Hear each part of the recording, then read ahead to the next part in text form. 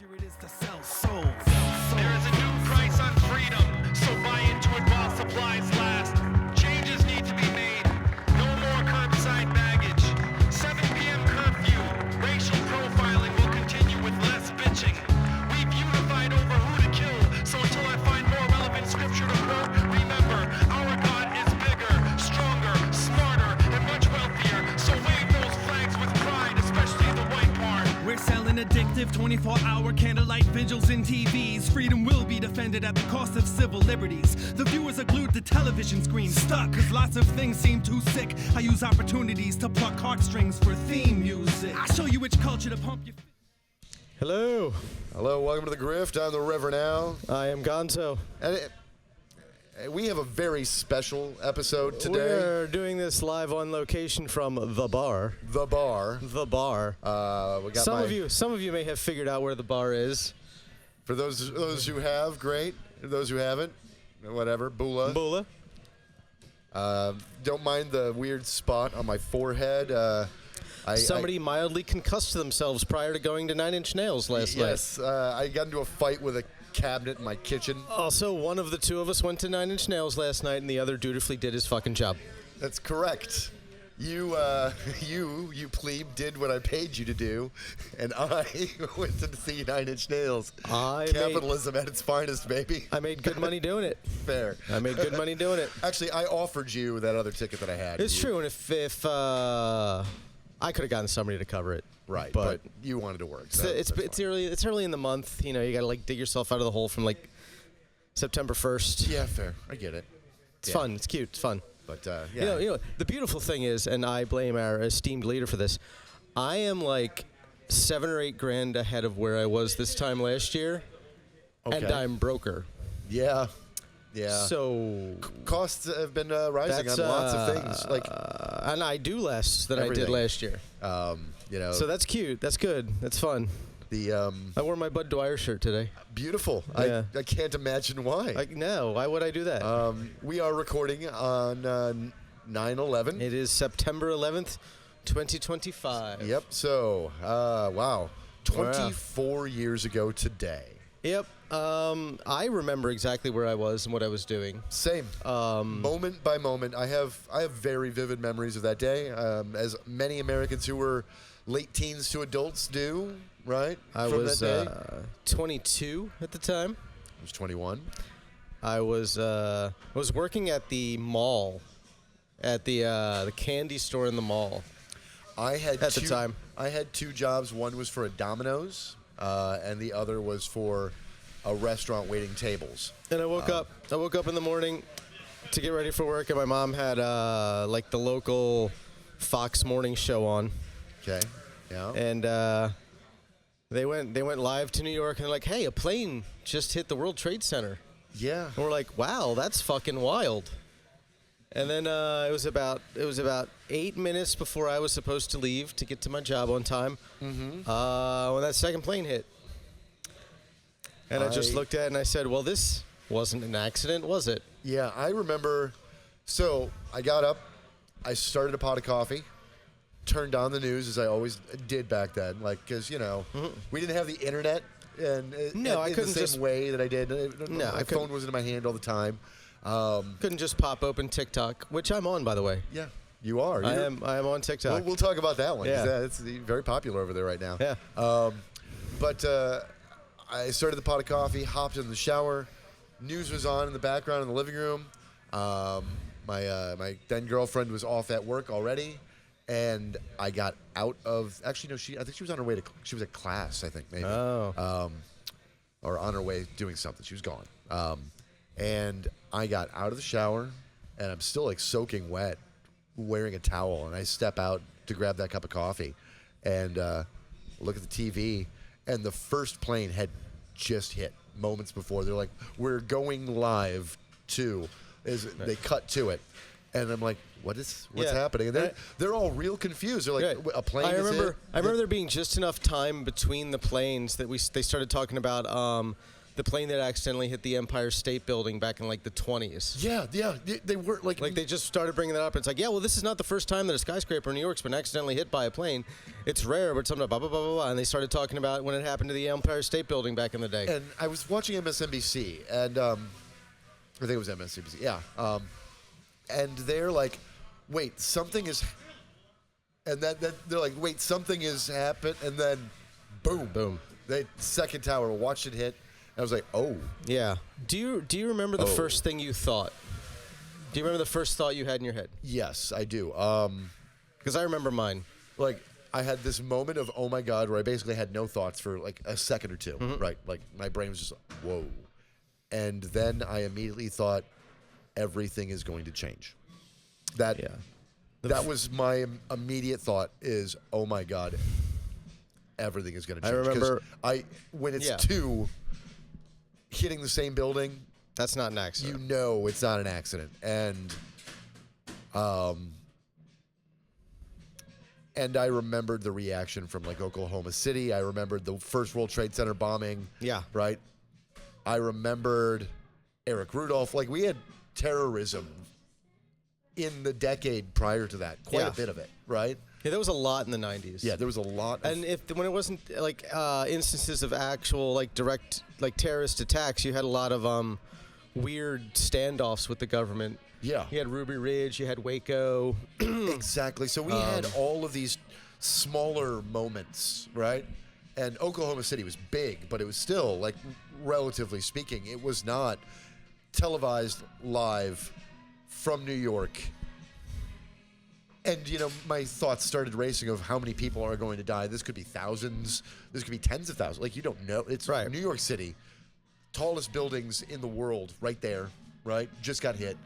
And now I'm watching them collapse in real time.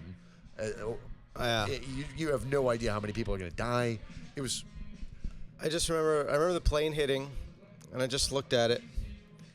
And the first thing I thought was, fuck. Yeah. I hope this was white people. It was not white people. It was not white people.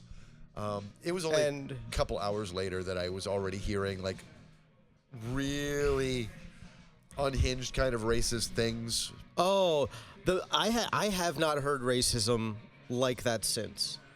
The first, like, 10 to 14 days after that was the most, and I grew up in a really racist little town. Yeah. Like, I've talked about that before. Right. My hometown was racist as fuck. It was temporarily open season against the Middle East. Yeah. Right? When I remember it was one of my first days back at the mall after the mall reopened because it was closed for a couple days.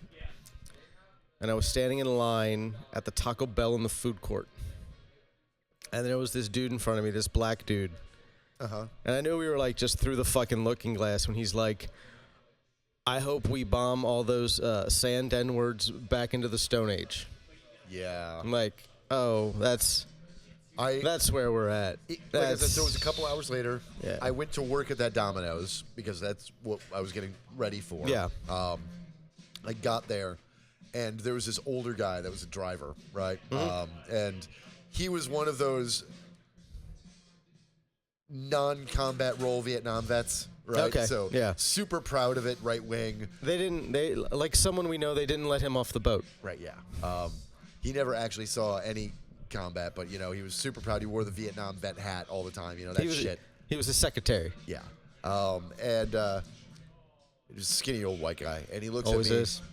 And he says, we are going to glass those towel heads.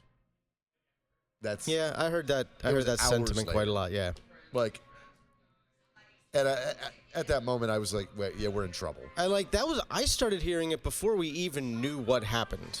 Yeah, like we knew it was intentional, but we didn't know anything else. No, we didn't know much of anything at all. And, but immediately, the reaction was, "This is who it is. It's the Middle East." Da, da, da, da. And I will say this, and sadly they were right. This is kind of the premise of the first part of the show.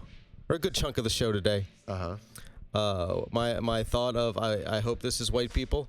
Right. That being wrong is why we are at where we're at today. Yes. That being wrong is why Donald Trump is president. Oh, yeah. It's why the last 24 years have been the last 24 years in basically every way.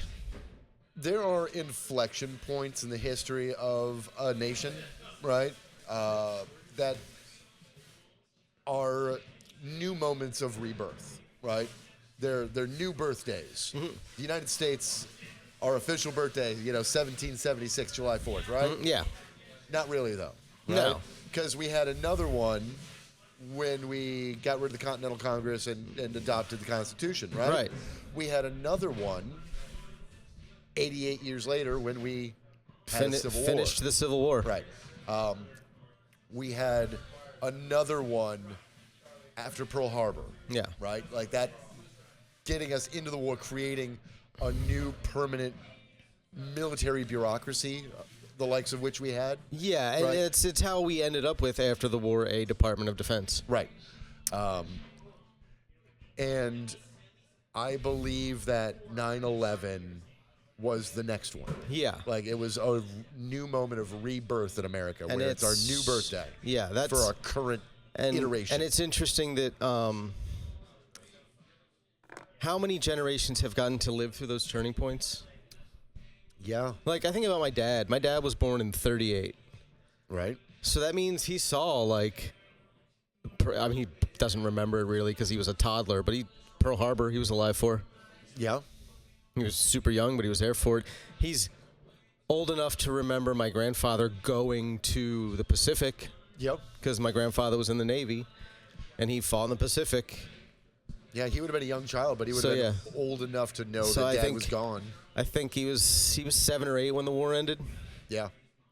So, yeah, that's major inflection points, and now he's 80. He'll be 87 next month. and he went through 2 of them, plus all the stuff that happened in between. All the stuff that happened in between. Which, The all those Cold things that War, happened the in between the were Cold big War, the moments, Cuban missile crisis, Vietnam. He was in the Navy himself, but he managed to be in the Navy between the end of hostilities in the Korean War and the beginning of Vietnam. Okay. Like, he was just in that little window. He saw no action. He spent a lot of time in Okinawa and Nice. Guam. Nice. He spent a lot of time in Guam where he was intercepting Soviet messages and transcribing that's them. right. They taught him how to transcribe Russian into Cyrillic, but they But he didn't can't teach him. speak it. They didn't teach him how to read it or speak it, so he had no idea what he was writing down. He could just phonetically transcribe it in Cyrillic, and then he would hand it off to someone who could actually read it and interpret it. It's really funny. You'd think that. So that's it kept it later. Like, he doesn't know anything. Right. He has no idea what secret messages he intercepted. But you'd think that that would be enough of a basis, because once you can understand an alphabet, right? Like, that's the basis of being able to read a language. Yeah. And you'd think that that would have at least unlocked the ability to learn a little bit of Russian pretty easily. Yeah, I'm sure he knows some basic phrases, but Yeah. Interesting. and it was also one of those things where because he was discouraged from learning it. Okay. And he just didn't. He wasn't going to put the extra effort into learning it. Fair. If they didn't want him to know it. That's fair. His job was to transcribe, not to understand or interpret. My general sense of curiosity and my disdain for authority would have led me to learning fluent Russian by the time I was done. Here's the thing. I have 2 parents, one of whom was definitely on the spectrum, and it was not my father. Okay. Because my mom, she'd have been fluent in 6 weeks. Right. And never told anyone. She'd have just kept it to herself. Yeah. See, that's Hoarding Russian secrets.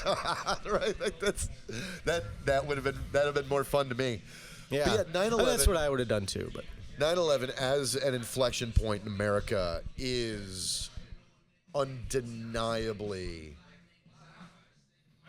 the domino that has led to so many things. And when you think about it, we are paying for the costs of it constantly. yeah. And in every single conceivable way. No, and I mean, he's been dead for more than 10 years now. Right? Almost 15. It's hard to not say that Osama bin Laden won.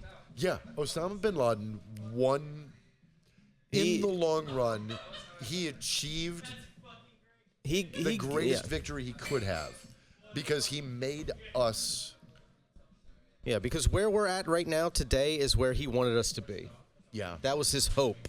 We are. Us becoming the agents of our own collapse. Yeah.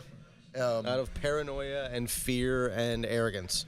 We are weaker geopolitically than we've ever been. We have wasted political capital with our allies to a degree that you cannot measure, even before the rise of Trump, right? Before he came along and shredded what was left of. Like, W did a lot of damage in the prosecution of the war on terror, right, after 9/11, just because he bullied so many people into supporting us. Yes. In ways that they didn't feel like they had a choice. And the really. Outcomes afterwards, right? Like, everybody else in the West, every other Western nation in some way, shape, or form is currently paying for the disaster of the global war on terror. Right. Right? And you look at the refugee crises throughout Europe, like, and all of the tensions, the ethnic tensions, the rises of right-wing populism throughout Western Europe. Yeah. What is the impetus behind that? What is helping those things grow? It is the large numbers of refugees coming from the Middle East, North Africa, from countries that we've destabilized, right, and leaving them no choice but to flee their war-torn homes. Because we invaded Iraq and we overthrew Hussein, that left a power vacuum that allowed organizations like ISIS to flourish. Yep. Which caused a refugee crisis throughout the entire region. Yeah. Where people were just terrified for their lives. Yeah. They didn't have any place to go, and there was nowhere in the region they could go where they could be safe from the people that were leaving them in terror for their lives. And it weirdly seems like we're also following Netanyahu down a dangerous path. Like, he's, over the years during the war on terror, he continually, like, egged us on for who to go at next. Yeah. Right? And then once we had gotten a bunch of them down, he gives that speech where he's like, Yemen and Libya and Iraq and we have taken all these other ones out. Now we need to do this one too. And it's like, oh yeah, we done fucked up, didn't we? Yeah. Like, we took out all of Israel's rivals. Yeah. And that has left them in a worse position because now they have nowhere to turn but their internal enemy, the occupied. Right. Right. That they're committing a genocide against, which again hurts our credibility because we are standing in between them and our other allies, right? Who are disgusted with what's happening, and we're wasting political capital there. We have caused refugee crises. We have burned trillions of dollars of our money, trillions of dollars of the EU's money. Right? The Europeans, at least, they only spend a smaller percentage on military spending. But a small percentage of $1 trillion is hundreds of billions. Right. And so, thankfully, they still have welfare states, but their welfare states are getting strained because of the cost and of the global war on terror. That all leads into and is a contributing factor to the 2008 financial crisis that nearly destroyed the entire global economy, which is another inflection point. Right. You look, man, millennials and like younger Gen X, they got hate fucked by history. We did. Like, we were lucky that there was no war where we got drafted, okay? That's all we can say. That's all we can say, yeah.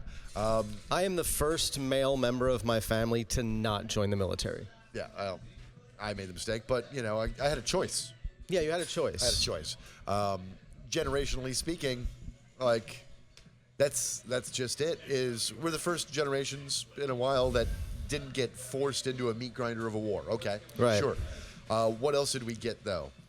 Hate fucked by history. Hate fucked by history. The Cold War ended, and instead of utilizing that moment in time in history... There is no reason why we shouldn't have taken all of the resources we were dumping into our defense budget to protect us from the dangerous, evil Soviet Union. Right. Why all of that money shouldn't have just been dumped into domestic programs as soon as the Soviet Union no longer fucking existed. Yeah. We could have. We could have done that. We could have had The thing that's most frustrating about looking at Europe is that they all have lesser versions of what we were supposed to have. Right. Like, they have not as good of a version of what this country was supposed to be if FDR hadn't died when he died. Yeah. But also infinitely better than what we have. Right. Like, we gave them the blueprint and then we set it on fucking fire. Right. Like, a lot of the post-war welfare state and social safety net that got built throughout Western Europe was in part a big chunk of the Marshall Plan. Yeah. You guys, what happened with the Weimar, obviously the socioeconomic problems leading to fascists taking over and steamrolling their way through Europe could have been solved by diverting resources to public infrastructure. That would have been great. Mm-hmm. And we figured that out after the war. And we're like, yeah, let's do that. Except at home. Except at home, right. Well, we had public transit to dismantle and a highway system to build. Yeah, we did. And I like the highway system. I like the highway system, but the highway system should have been for, long haul freight transit. Yes. And long distance travel. Yeah, the internet highway system was supposed to be to get us from city to city. It should not be how you get to work every day. Right. There's no reason any of the roads around here should look the way they look. No. They don't have to. At least in the 30 largest cities in this country, we should have functioning public transit. In those 30 large metro areas, this being one of them. There is no reason why no goddamn reason why we shouldn't have ultra high speed rail between our major cities. Yeah. There's a train, or at least state to state. Yeah, there is a train in Japan that goes 310 goddamn miles an hour now. And Japan's an island. Japan is an island, smaller than California. Right. That also has. But that wilderness and farmlands and fucking mountains, and beach areas. It has its untouched areas too. That would mean that as you could go from Tampa to New York in 5 hours or less. And look, New York City would become a goddamn day trip, a weekend trip. Yeah. And that sort of rail travel would be substantially cheaper than airfare. And substantially less hassle. I would be happy if we just had a relatively small, quote unquote, grid of those where New York to LA, Chicago to New York and LA, Seattle, Chicago, right? Spoke and wheel kind of hubs, right? And then Atlanta, then Tampa, then Miami, and a trip to New York or a trip to LA takes half the time it does to drive. I can't even. That'd be fine. I can't even begin to tell you how many shows I would see in Atlanta if I could just hop on a fucking train in downtown Tampa and be there in an hour and a half. Right? Hell, even if it was only 3 or 4 hours, it'd be perfect. As it stands, I'm hard pressed to get from here to Brandon in an hour and a half, and it's just on the other side of Hillsborough County. Right. It's 2.5 hours, sometimes 3 or 4, to get to the theme parks in Orlando. The last time I saw a show in Orlando, it took me 3 hours and 45 minutes to get from my apartment.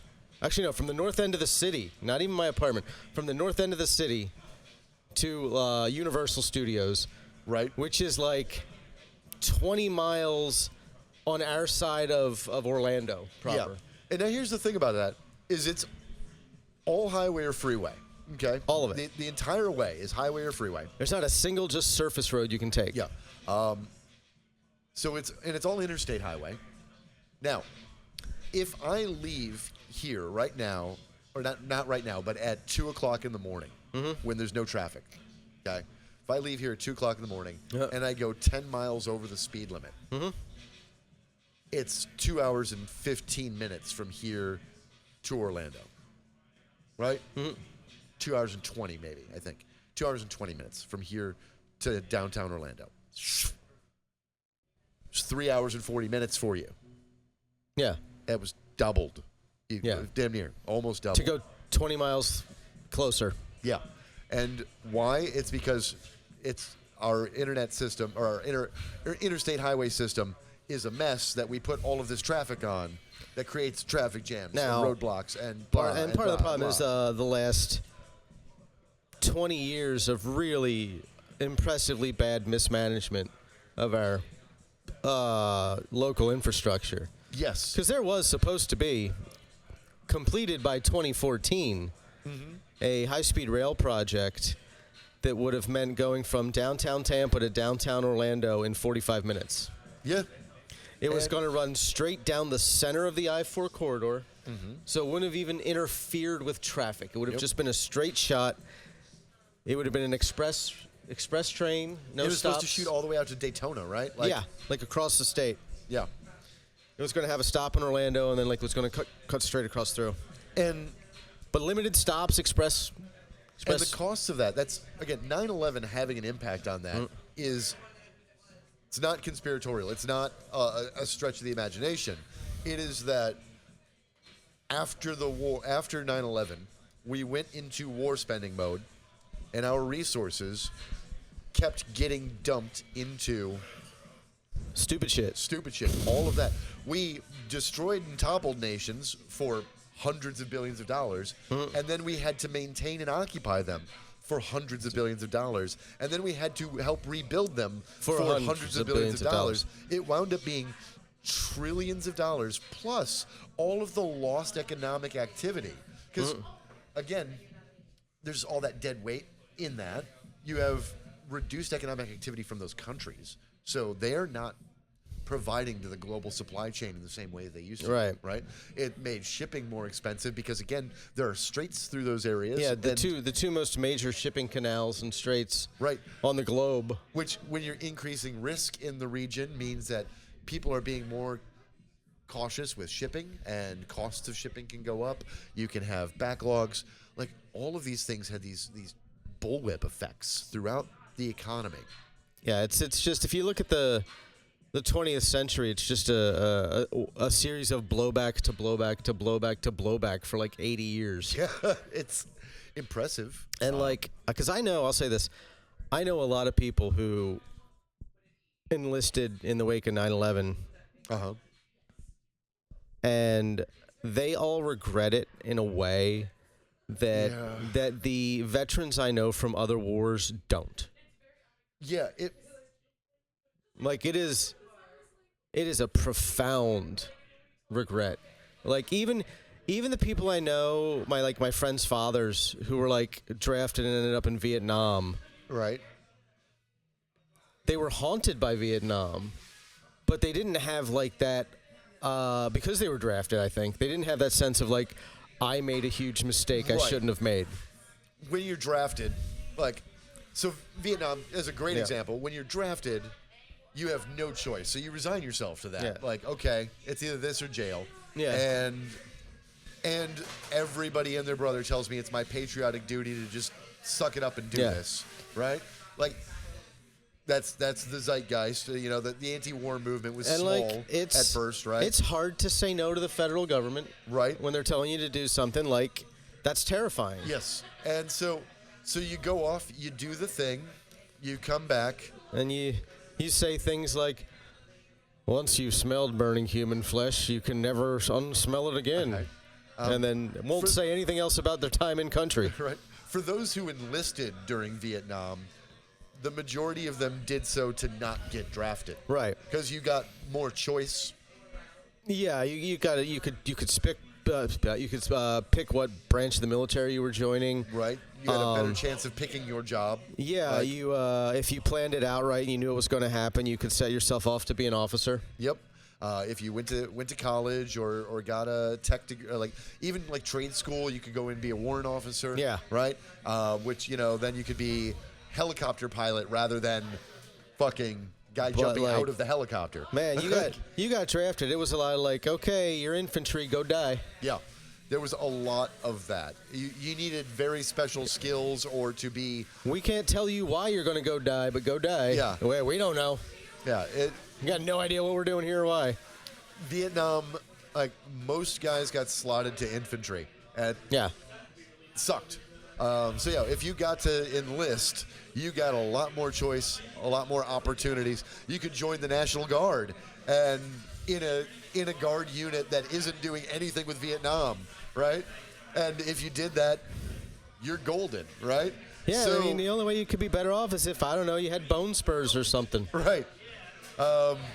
Or your dad is a congressman and you join the Texas Air Guard and do a lot of really dumb shit and still somehow I'm protecting freedom right in Texas. go AWOL and still have your record look clean when you get out. It's amazing. Which, nothing against it. Fuck it. I don't care. Go AWOL. Fuck the military. I don't give a shit. It is impressive. It is impressive that every single Republican who's been president in the last 35 years went out of their goddamn way to avoid actual military service.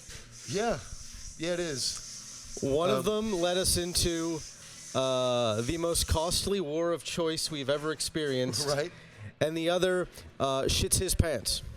Shits his pants, removed the rules of engagement that reduced civilian casualties from our drone program. Just commits war crimes like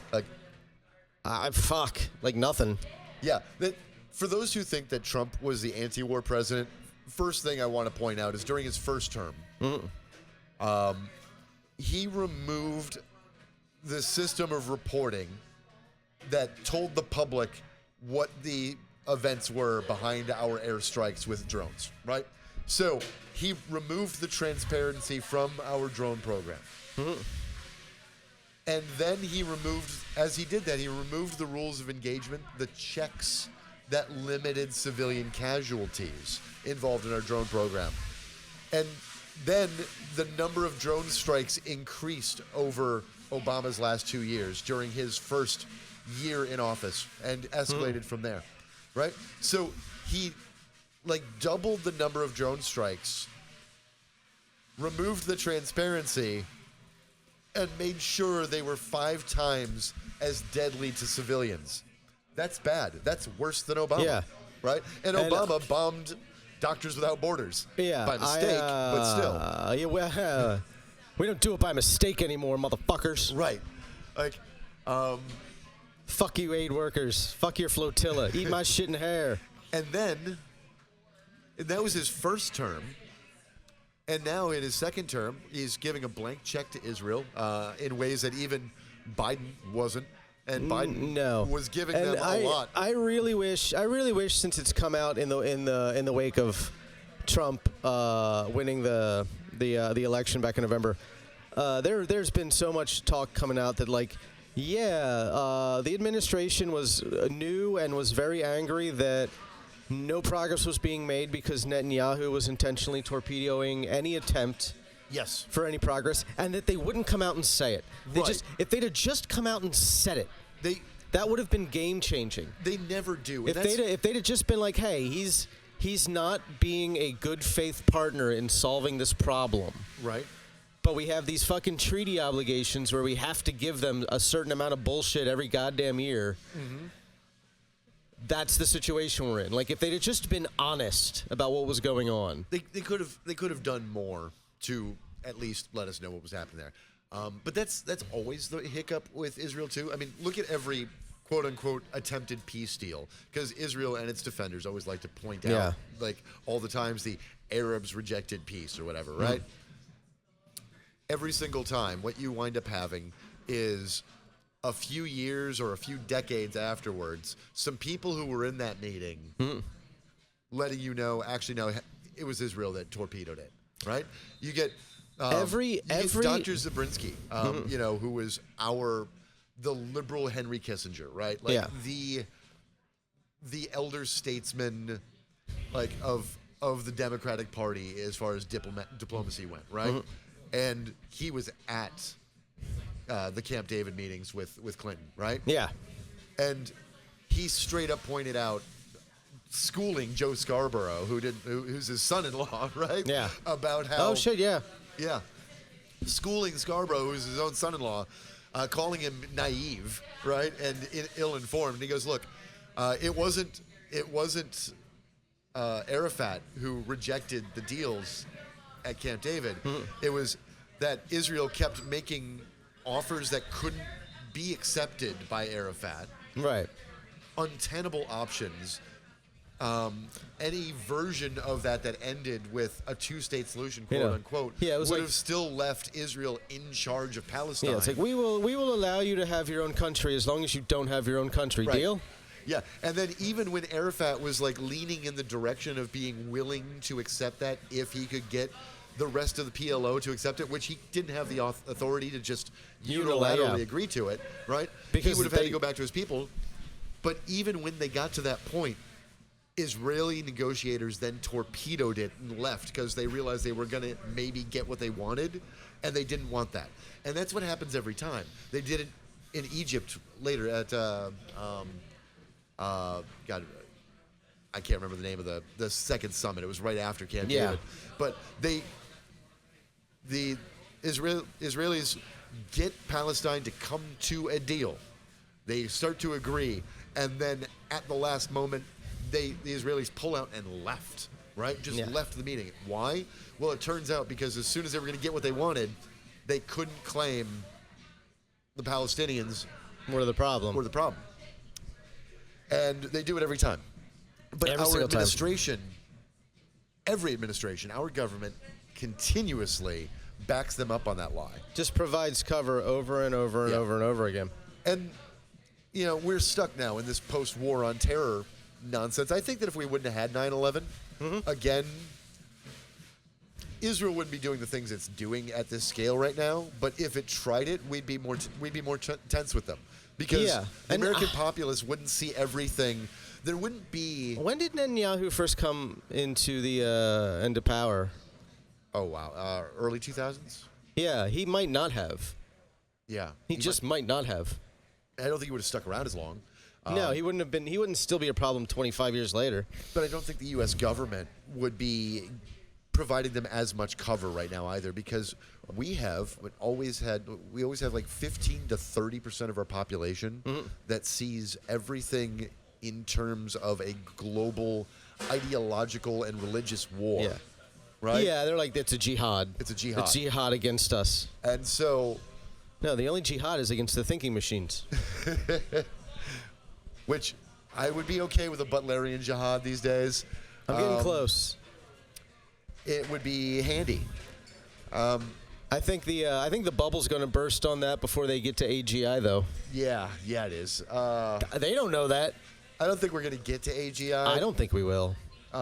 If we do, it will be entirely by mistake. And if we do, it will not be because of the current developments that we're making. No. It'll be because of some breakthrough otherwise down the line. Because that's the thing, like, not only do we have to, like, to have AGI, not only do you have to, like, develop a machine with consciousness, essentially, right. You have to know what consciousness even fucking is to recognize that that's what it has, and it's not just doing a very good imitation of consciousness. If we get there, I think it probably, like, as far as all the sci-fi dystopia possibilities of getting there, right? I think the most realistic one would be something along the lines of like a Lawnmower Man scenario. Yeah. But change the story up. Some billionaire obsessed with immortality, like Peter Thiel, right, realizes that the meat suit can't be kept alive forever. Right. Right. So I need to upload my data. So they spend all their resources on developing some kind of computer that can store a human consciousness, which means that you would have the recipe for consciousness in a computer, right? That would be the day we get that breakthrough. I could see us accidentally figuring out what consciousness was if we accidentally achieved AGI and then, like, back-engineered it. Yeah. Like, that might be the key, because I think that might be what it takes, because consciousness is fucking weird. Right? It is.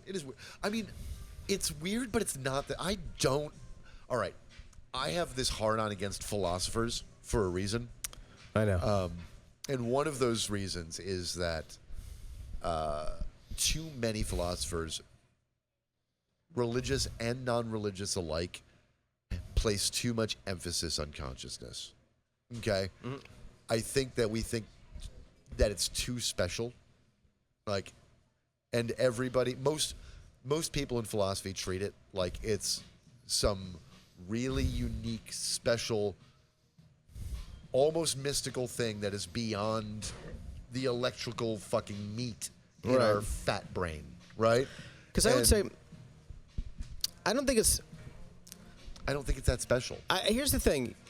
We know that anesthesia shuts consciousness off. Right. Like, it turns it off. We don't know how it works. We don't know why it works. We don't even know for sure what it's doing, but we do know for sure that it is turning off consciousness. Right. If consciousness were so unique and special to humans, we wouldn't be able to put other animals under anesthesia. Right. So they have to have at least some limited form of consciousness themselves. Like, everything with a meat brain has some concept of self. You can put, like, I mean, like, you can, like, birds can recognize themselves in a mirror. Yeah. And I mean, it's different levels for different animals, but like. But that's just it. It varies based on the Like complexity and capacity of the brain. A crow or a raven It's not that special. knows that it's seeing a reflection of itself the first time it sees a reflection of itself. It's cool. Like, it just knows. It's like, My dog doesn't.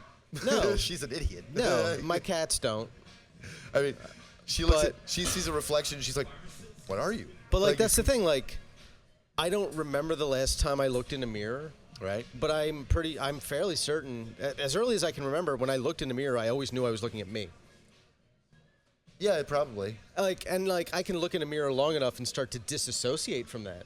Yeah. And detach from the image in the mirror being me. But my instinct when I see it is like, that's me. Don't do that on acid. I mean, I've looked in the mirror. Or do. I've looked in the mirror on psychedelics. So have I. It's nice. Oh, I need to try that with my little obsidian scrying mirror. Oh. I need some candlelight. That'll fuck with you. Like a single candle in front of my obsidian mirror, and a head full of psilocybin. All right. That sounds like a goddamn party. I like where you're going with this one. Okay. Yeah. You know my apartment's dark. Yeah, it is. Yeah. This could be a good idea. Yeah, I should probably do this and record my findings. Speaking of that, you know what's funny? Huh. So my bio, my little bio line in TikTok has been like, I am a werewolf on hallucinogens. Uh-huh. I got a content guidelines violation for that, and they deleted my bio the other day. They did that to me yesterday. It took me like 40 minutes to figure out what they struck at me for because they wouldn't tell me. Right. But they're like, yeah, you're not allowed to change your bio for 24 hours. That's funny. And then it was deleted. I am a werewolf on hallucinogens. You look like a werewolf on hallucinogens. Look at you. Like, how else are we supposed to describe you? You are... I saw somebody call me Captain Caveman today. All right. I mean, I can dig it. I get the Geico insurance cavemen a lot. I get a lot of cavemen, and a lot of, like, you are a woman. Which is interesting to me. That. Yeah, it's interesting to me. Because here's the thing. That's quite the dialectic. So, I didn't know about that first phone call we got here looking for me the other day until... And, like... They really. Here's the thing. Here's the thing. Here's the thing. To see if I can inspire. That I've come to realize.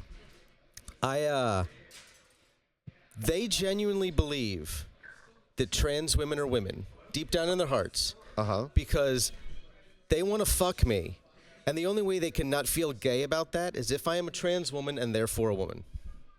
That's probably true. That's probably true. I got your fucking number, boys. They're jelly and just want to bang you. See. They're like, why don't you cut your hair? I'm like, because my hair is awesome and yours is not.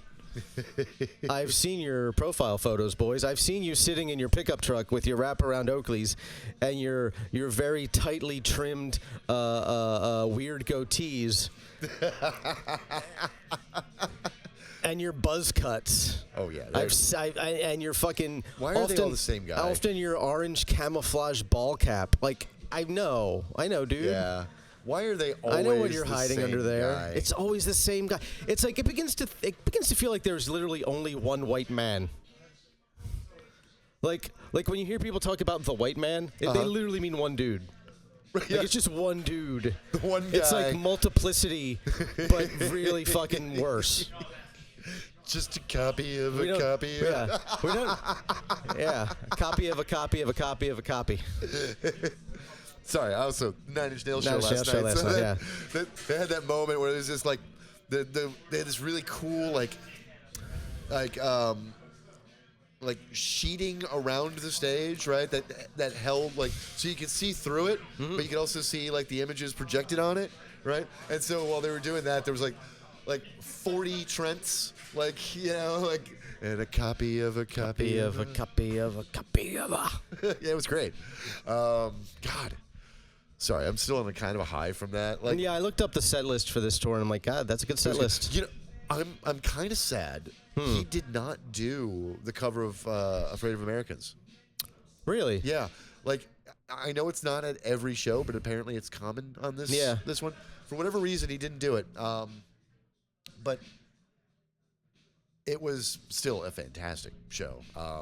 And yeah, doing the Boys Noise, like renditions of some of their songs on the B stage, fantastic. So I had a lot of fun. He looked me dead in the eyes while he was saying he wanted to fuck me like an animal. I was here for it. And he didn't laugh like you were moshing Santa. He didn't laugh like I was moshing Santa. Like I know we weren't actually making direct eye contact because I was in a crowd of people, but I was close enough that I was like 30 feet away from it when it happened. It was fantastic. God.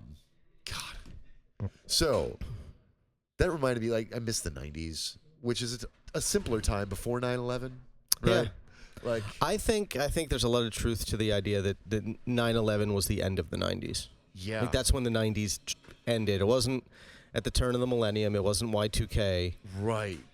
And I mean, technically speaking, the new decade doesn't begin till 01 anyway. Yeah. So, and now you can. but The January 90s as a vibe. January ended. through August were still the 90s. Right. And then That happened. And the new millennium began on that day. And it's for those who weren't, because you know I know we have some audience members who are younger than us by quite a bit. For those who weren't around there, and for those who pick up this episode somewhere down the road, it is hard to describe how things changed socially, because we haven't really dug into that in this episode. No. We talked about it a little bit at the beginning, but the yellow ribbon craze, right? The support our troops thing, like.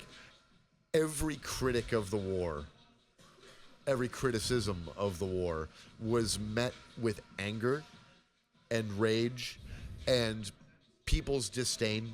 Like, you could not criticize the war without a subtle rhetorical shift where it wasn't the war, and Right. it wasn't criticism of the government. You were disrespecting the troops. The troops. Like, I remember, Phil Donahue got fired by MSNBC Yep. for questioning the wisdom of going to war. He did. I remember a BBC interview. I know one of the participants was Alan Dershowitz, and I'm pretty sure the other one was Norm Finkelstein. Okay. And the guy who I'm pretty sure was Finkelstein was talking about, like, one of the questions we have to ask ourselves is, why did this happen? What caused this happen? And Dershowitz was like, you're not allowed to ask that. They hate us because of our freedom. Yes, And I remember. Yes. They hate us because of our freedom was like a thought-terminating cliche for at least a decade. It was. I remember that one, and I remember so many other people saying things like that. Now, And also ruined country music. yeah, fucking Toby Keith and his Fucking garbage, fucking jingoistic Shit-kicking boot up your ass, bootlegger. America. Fuck you. I'm glad you died of stomach cancer. Glad he's dead. We're going to get to more people we're glad are dead later. We are, and it's going to be fun. It's a celebration of life today. Or the end thereof. So, but our culture took a hard right turn there. And I mean that figuratively and literally. Yeah. The American populace was like kind of split 50-50 on like a pro anti-war kind of sentiment throughout the 80s and 90s because the Cold War was scary. Yeah. Nobody really wanted it to happen. No. Right? We were angry about Vietnam. No, and like there was a sense going into one of the things that I think allowed us to rush into the war on terror the way we did is because we knew we were dealing with non-state actors. Yes. We knew that there was only a theoretical risk of nuclear exchange. Yes, and the states that we were interacting with, we weren't knew, nuclear powers. Yeah, weren't nuclear powers.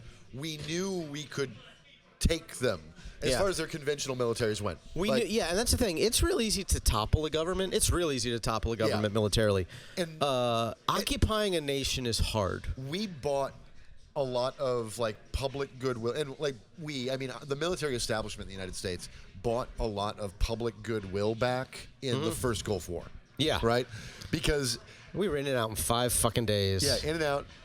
It was televised, and we got to see the first time those really cool images of a bomb dropping. I remember watching like Schwarzkopf giving the fucking the daily updates for 5 days. I remember watching the first video footage of like a targeted smart bomb strike. Yeah. And it was like, oh God, we live in the future now. Right.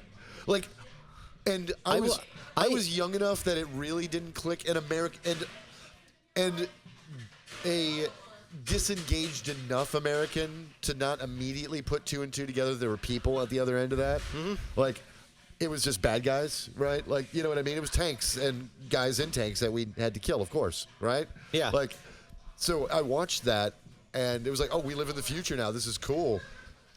And that's the problem, right? We turned it into a video game. Yeah. And so we erased in the public's memory the like horrors of Vietnam, right? And you know, our so many of our like on the field medical technologies got so much better that our casualty rates plummeted. Yeah. Like you weren't going to see 50,000 people dying, 50,000 American troops dying in an invasion anymore. We could just take out all of their assets from a distance, from air power, drone strikes when they came around in the early 2010s. And once we had all that capacity, like, we weren't losing troops. Like, we obviously lose troops trying to occupy places, but they weren't dying. They were coming back injured. Yeah. They were coming back with lost limbs and traumatic brain injuries, but they weren't coming back in body bags. Injured and killed compared to other wars in the past, was a dramatic change in the scale of it. It was right? we lost several thousand troops. Yeah, which compared to Vietnam is nothing. Right. I mean, probably a million Iraqis, but only several thousand troops. Right. And that's, we know at least like 500,000 Iraqis died, at least. Directly. Right.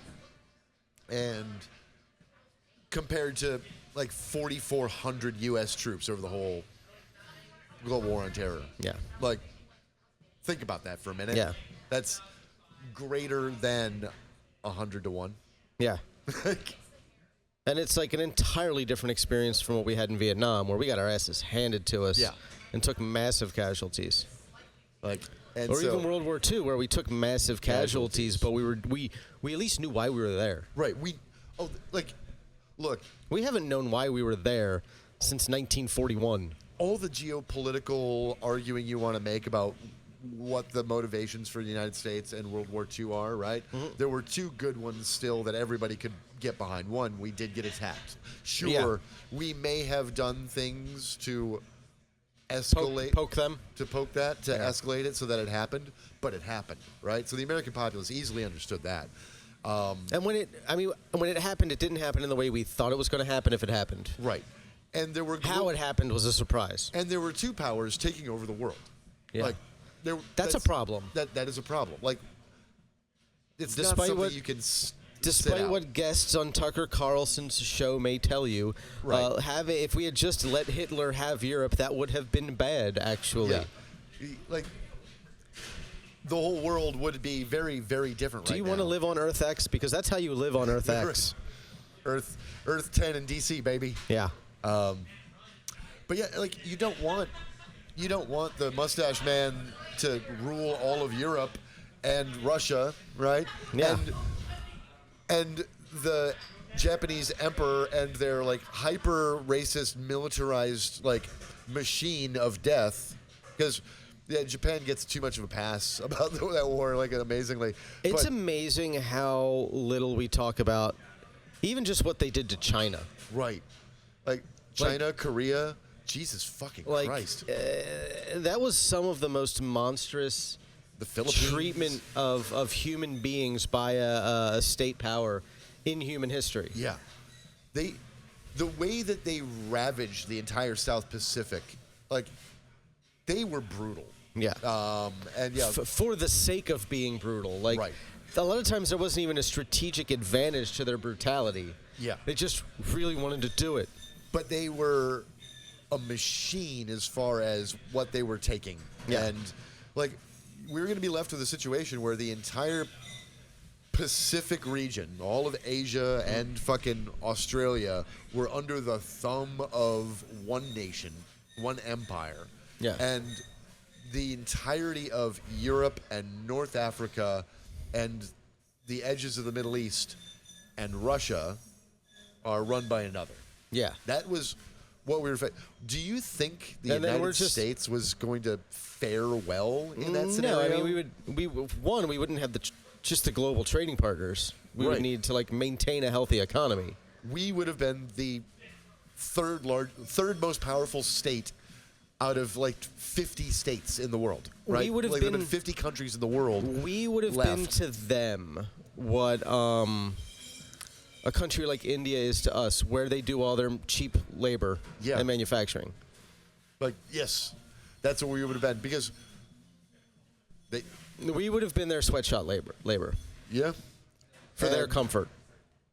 I think they probably would have been South America, and Africa. I think we'd be their, we would be their England to Ew, us. that's worse. Right. God, who wants to be England? Right, but you know what I mean, like the second in the because Yeah. we would have if we didn't get involved. Of course, we would immediately like build diplomatic relations with them, right? Oh, yeah. Oh, yeah. We would have had to, We would have been happy to. but Well, I don't know that FDR would have been happy to, but they would have reshaped our culture in a way that the United States has shaped British culture since we became a superpower, yeah. right? They follow our music, they follow our trends, right? I've heard German music. We don't need that. Yeah. I think it would have been mostly the aesthetic. Yeah. I think Man in the High Castle would have been more would have been fairly realistic, you know? Yeah. But yeah, so that's yeah. I didn't want that, but No one wants that. No one wants to be. Even the English don't want to be England. yeah, so we knew what we were getting into with that war. Like nobody Yeah. wanted that outcome. That would have been bad. 9/11 led us into a situation where the just war, right? If there is ever such a thing, the just war would have been a few strategic hits on the Taliban to teach them, hey, you cannot harbor these people. Hand them over. Hand them over. And then they hand them over, and we put them on criminal trial. Yep. And maybe we dismantle Al Qaeda directly. Like, Yeah. you know, anything that they've got left that isn't Yeah. being turned over, we can bomb it. Okay, sure. But then we But then we would have been done. That would we have been done were- in 2002. we were 3 weeks into our bombing run in Afghanistan when the Taliban was like, if you just leave us alone, we'll give you him. Yeah. We didn't take that And deal. we said no. No, we didn't. And what is the situation now? Taliban runs Afghanistan. Taliban runs Afghanistan more efficiently and competently than they did in 2001. Yes, they've modernized. They've learned, Moderated slightly. I'm not saying they're moderates. I'm they've saying they learned how to moderated use- slightly. they've learned how to use the internet to their advantage. Right. Learn how to use the internet to their advantage. They now have more infrastructure than they did in a way because we built it for the other Afghani government. Yeah, and our own like military movements. Yeah. And so they run the country more efficiently than they did beforehand, and we're out. And we spent $1.5 trillion in that country to achieve. And if there's one thing that the last 25 years have been like a painful reminder of, it's that how we will always, no matter what the circumstances are, find the money to pay for war Right. when we say we can't have the money to pay for anything at home. That was going to be one of my next like things about the great change post 9/11, right? Is that it highlights, one, that problem, but two, it in many ways is responsible for the financial rot within our system, right? That is currently ongoing. Our debt is through the roof, right? Our infrastructure is crumbling. We siphoned little bits off from Social Security, leaving that trust fund in trouble, right? Yeah. We have not raised the minimum wage. We have not expanded our healthcare system. We haven't. We have all of these things we couldn't do when we blew the money that would have done that somewhere else and reduced economic output in For global trade no because- gain. Yeah, because We war got reduces nothing. economic output. So yeah, we got nothing out of it. Except debt and less services at home. And like weaker geopolitical alliances. I am not someone who's like ideologically opposed to deficit spending or No, me running up either. the debt. Sometimes you gotta. I just think if we're going to do it, we should be doing it providing services right within our own borders it should for be our done, own people. It should be done in ways that spur our economy. I'm a little bit of a I'm not what you'd call like. There are two types of MMT guys, right? I'm one of the two types. You got type 1, which are the most common, and a lot of my quasi-anarchist friends now, for those who don't know, modern monetary theory, it's a new kind of heterodox but economic model, like a theory about how the economy works. And there are some things it gets absolutely right, others a little questionable. But a lot of MMT guys who are just like the progressive quasi-anarchist types, etc. They're like, we can just spend to make everything; it'll be fine. Like, yeah, that's not what it means. But I am in the second camp, which says that if you spend in a way that you have the productive capacity to match, even if it brings you into debt, right? If the government spends in a way that doesn't outpace our growth, right, that everything you spend will be fine. Yeah. Right? And that you can spend money in ways that spur growth, even if it's a deficit, that if it spurs enough growth, it offsets that, and that's a good thing. Like, and that it generates more growth. That's the team I'm on with MMT, and I believe that we could have done and can build all these things. We can build the shit China's building. And Build we the shit should. Japan's Like, building. what blows me away is that we don't, like, the populace Right? doesn't want to. Yeah. Like, the average American doesn't seem to want these things. But the funny thing is when you start to ask them, like, individually, would this be good for you, or do you like this policy or that policy? Like, generally speaking, like, centrist Democrat to fringe progressive left policies, right, are the best polling.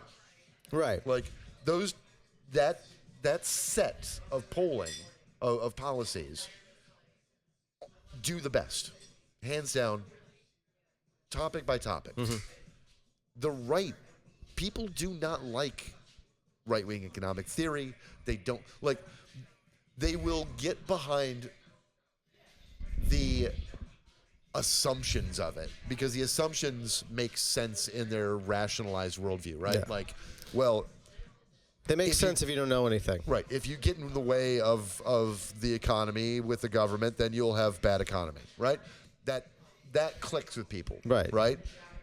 But it's not true. Defining what they mean by getting in the way, Yes. they don't even bother doing.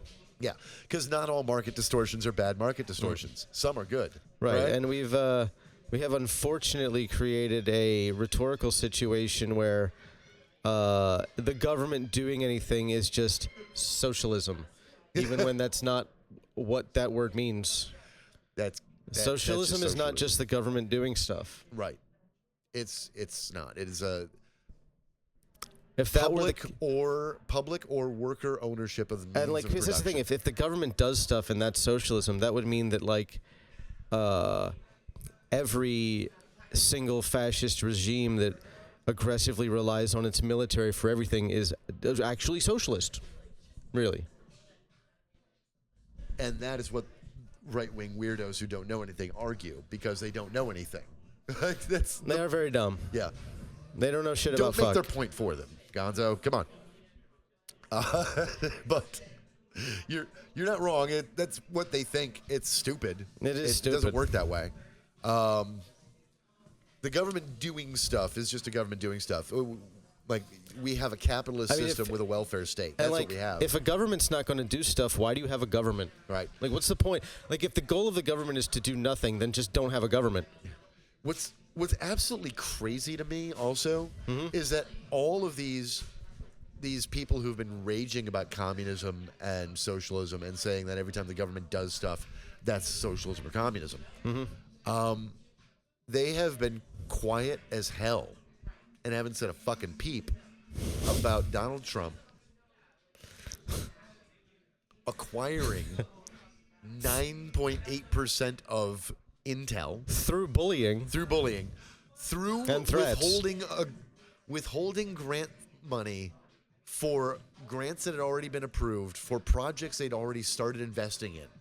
That if they didn't take the money, they were going to, like, if they didn't take the deal, they were going to be out hundreds of millions of dollars and lose the opportunity to, like, build more chips, right? Like, so it was Right. like huge future opportunity lost, right? Plus money they'd already spent. So it left them in a position where they could have said no, but it would not have been good for their shareholders at all. The remaining 90% of the shareholders, right? Yeah. It would have been bad for them. So they were stuck in that position. He bullied a number of other companies to give over a stake of what they make in their sales to China. Like, I shit you not. And they're looking to make, there's another company that they took over a piece of. I can't remember its name off the top of my head. And they're looking to do more. Like, here's the thing.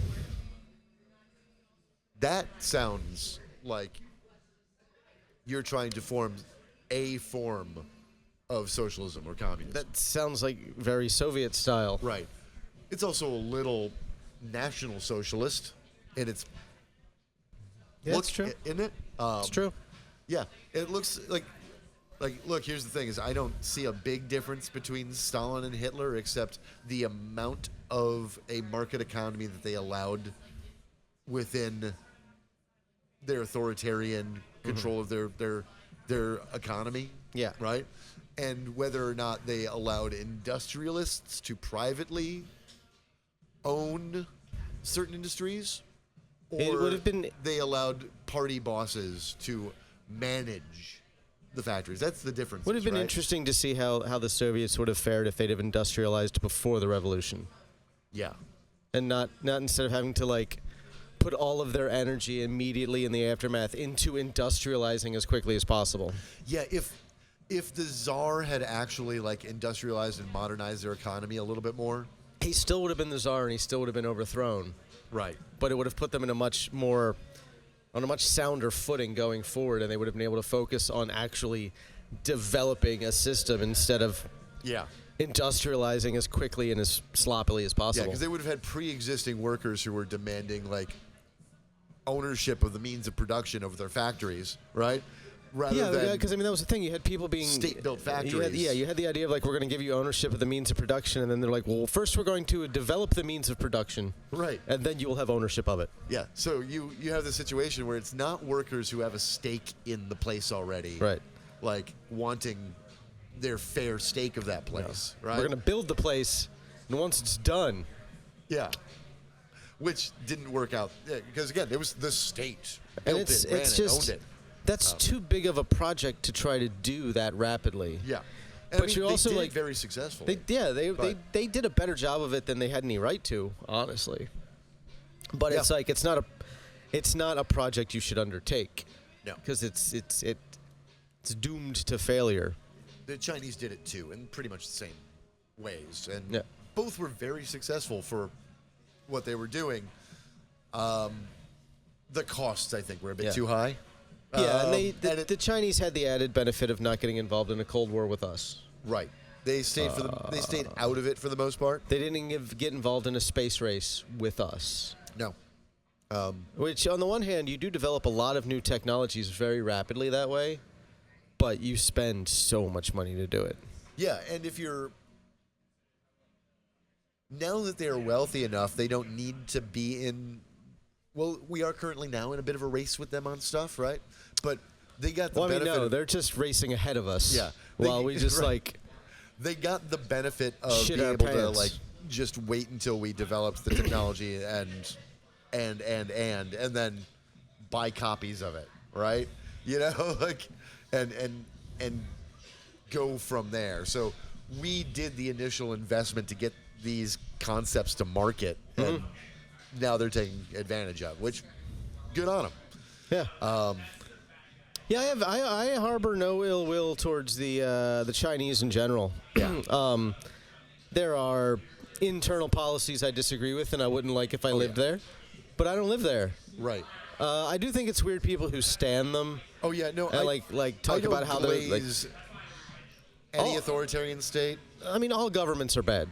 All governments are bad. You just gotta like try to make the government that you have as good as possible, as not bad as possible. Like, that's your only option. I sure as hell don't want to live in North Korea. Like, no. Even the things I know that are exaggerated and propaganda from the West, etc. Taking those aside, the things that I absolutely do know about North Korea, I do not want to live there. Yeah, right? and like a lot of the things that are like the propaganda that we hear is like aesthetics, right? Or like oh, they believe dear leader doesn't poop. Nobody believes that. Yeah. Like, but that's a thing that we believe they believe. Right. I mean, yes, he does say that. Yeah. But everybody's just sort of like, Yeah. Yeah, dear leader does not poop. Sure. Right. Like, okay, dear leader. I'm sure that there are some weird, like, rural fucking people in North Korea who, like, believe all the propaganda because that's all they get. You know, here's the thing. Here's the thing. But we do, too. If Donald Trump got on one of my TikToks where I said he shits his pants. Right. And he said, I can't shit my pants because I don't shit. MAGA would believe him. There would be at least some people in MAGA. The rest of them would be defending it as he didn't mean it, he's joking, he's trolling you. I would get a detailed physiological explanation for some of these motherfuckers, how it is totally possible that he doesn't actually shit all that McDonald's he eats every goddamn day. 95% of his voters would just claim it was a joke, right? Right. About 3% would be like, I don't really know what he means. I don't get involved. They pretend that it didn't happen. And about the other 2% would shit themselves and say that they had triggered me. Right. But that 2% would go in great detail about how Donald Trump was telling the truth and didn't poop. They shit for him. Every time it's a metaphysical connection that they have with Donald Trump. Through the Holy Communion with Christ. Their shit is actually his shit that they're shitting for him. Right. Like that is the level of insane that some of these people are. And the media would treat this as normal. I know, right. The media would treat this as normal because the absolute failure of the media to meet the moment. I've never had a great deal of confidence in our mainstream media. No, but I used to respect them. I didn't think it was this bad. Yeah, I didn't realize it was this. They were this far gone and this in the bag. I used to have a lot of respect for like legacy journalism. Not that I loved them, not that I trusted them to get it right all the time, not that I didn't know that they would at least like have an corporate overlords, have an interest in the truth. Right. That there was, and that they had an interest in having a point of view that was geared towards the truth, grounded in journalistic ethics. Right.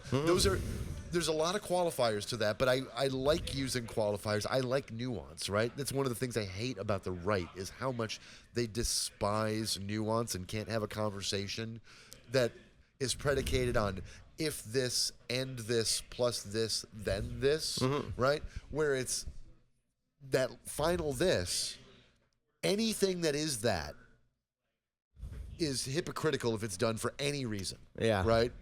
It's silly. That's the dumb kind of like thought-terminating fucking bullshit on the right, where what I think about is, okay, if I'm using good ethics and I'm trying to gear towards the truth, and I can show that one piece of evidence is true and the other person is not telling me the truth, then I, as a journalist, am going to say that clearly, and I'm going to use descriptor words that say that this person is lying, right?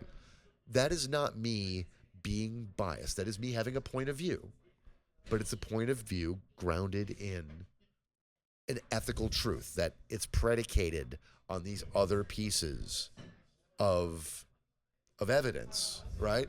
Leading towards that, right? It's not just, oh, he hates me, he hates Donald Trump, he doesn't like that's the world they live in, where they just find something truthy, and run with it, no matter what the nuances, facts, the context is. And then what fucking mind-boggling about that is they will dig for context as much as they can when they're in that situation. Right. And it's the inverse. They're like, oh, you didn't understand the context. Fuck you. All right, sorry. Just a little mid-rant there. That's fair. That's fair. I hate it. It's exhausting. It's exhausting. And it's exhausting that normal people like you and I have to do this. We don't have to. I mean, we choose to. We choose to. But I poke at the bear. that there are people who have to do this because the media as a whole is not rising up to meet the moment, right? And do the job that they're supposed to be doing.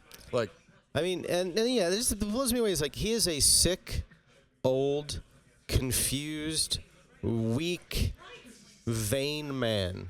yeah. Who, I don't know if you saw the video from this morning's 9/11 ceremony. No, I didn't. Half his face was drooping No, I so saw much. a photo from it. His face looks. He looks like he had a stroke last night. Yeah. Like his. Like he Half his he face looks. is- I've seen. I worked in a hospital that was a stroke center. Right. I know what it looks like. He looks like he had a stroke. It's possible that's not what the case, but it looks.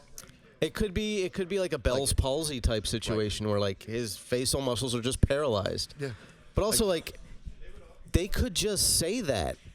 Like there's nothing. That's not a moral failure. Right. Like It's just a thing that happens to people sometimes. Like, look, I know people it's happened to. It's a fucking nerve got tweaked. right. Heck, if the president of the United States had a micro stroke that caused his face to do that and is like giving him some trouble, and he is still mentally competent, it wouldn't matter. No. Like, but here's the thing: they need to project the North Korea-like fucking image that he is impervious and superior and magical and untouchable, because everybody knows he's dumb and crazy. Yeah. He's not competent.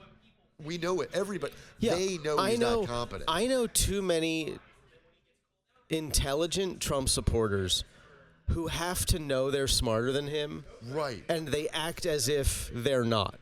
Yes. But they're not.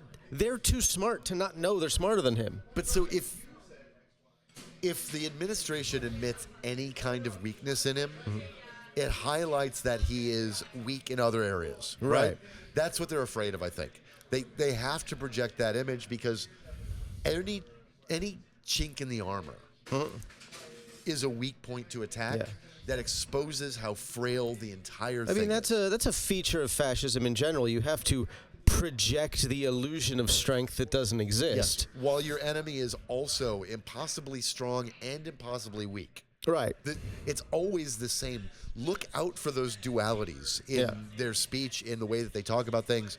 Like, Joe Biden is completely incompetent and stupid and sundowning, and was also a maniacal, manipulative madman who was persecuting Donald Trump and the entire right-wing movement and intentionally destroying America to serve his criminal or crime family organization. Right. He was both things at the same time somehow. And there was It's no not there was no possible. cognitive dissonance about those two mutually exclusive things, being held as true at the same time. Exactly. Like, there should have been. But there isn't. The watching, like, mental gymnastics, like the level of Simone Biles in real time and comment section. The world that we're living in with this is disturbing, and we don't have a powerful fourth estate doing its job anymore. Right. I mean, that's part of the problem that's the biggest downside of living in essentially a post-fact, post-truth society. Yeah. We are entirely vibes-based now. The epistemological cesspool that is our current society. Our culture is fucking broken in so many ways. And I think that breaking really, really, really sped up 24 years ago today. Yes, it did. Like, to bring it back around. Like, George Bush ran on a campaign of compassionate conservatism. Like, that was his first campaign. He reached out to Latino populations and immigrant family populations in, like, areas like Texas and Arizona, right? Mm-hmm. He tried to reframe his economics as something that was going to, like, help poor and middle class families. He downplayed, like, he did not try to fuck with racism very much. Like, his campaign was geared towards making them look kinder, gentler, and softer. Yeah, right. Compassionate conservatism. Compassionate conservatism. That's what he ran on. Mm-hmm. By 2004, it was war. Yeah. Right. He was hawkish. It was I'm the decider. I'm the decider. I'm protecting us. I'm protecting our freedom. We're gonna all be destroyed without this. Fool me once, can't get fooled again. And that escalated to where we're at today. And when I think about 9/11, I think about how it exposed us as weak, right? Yes. Where our weaknesses were in particular. Yeah. Nobody's invincible. No. Right?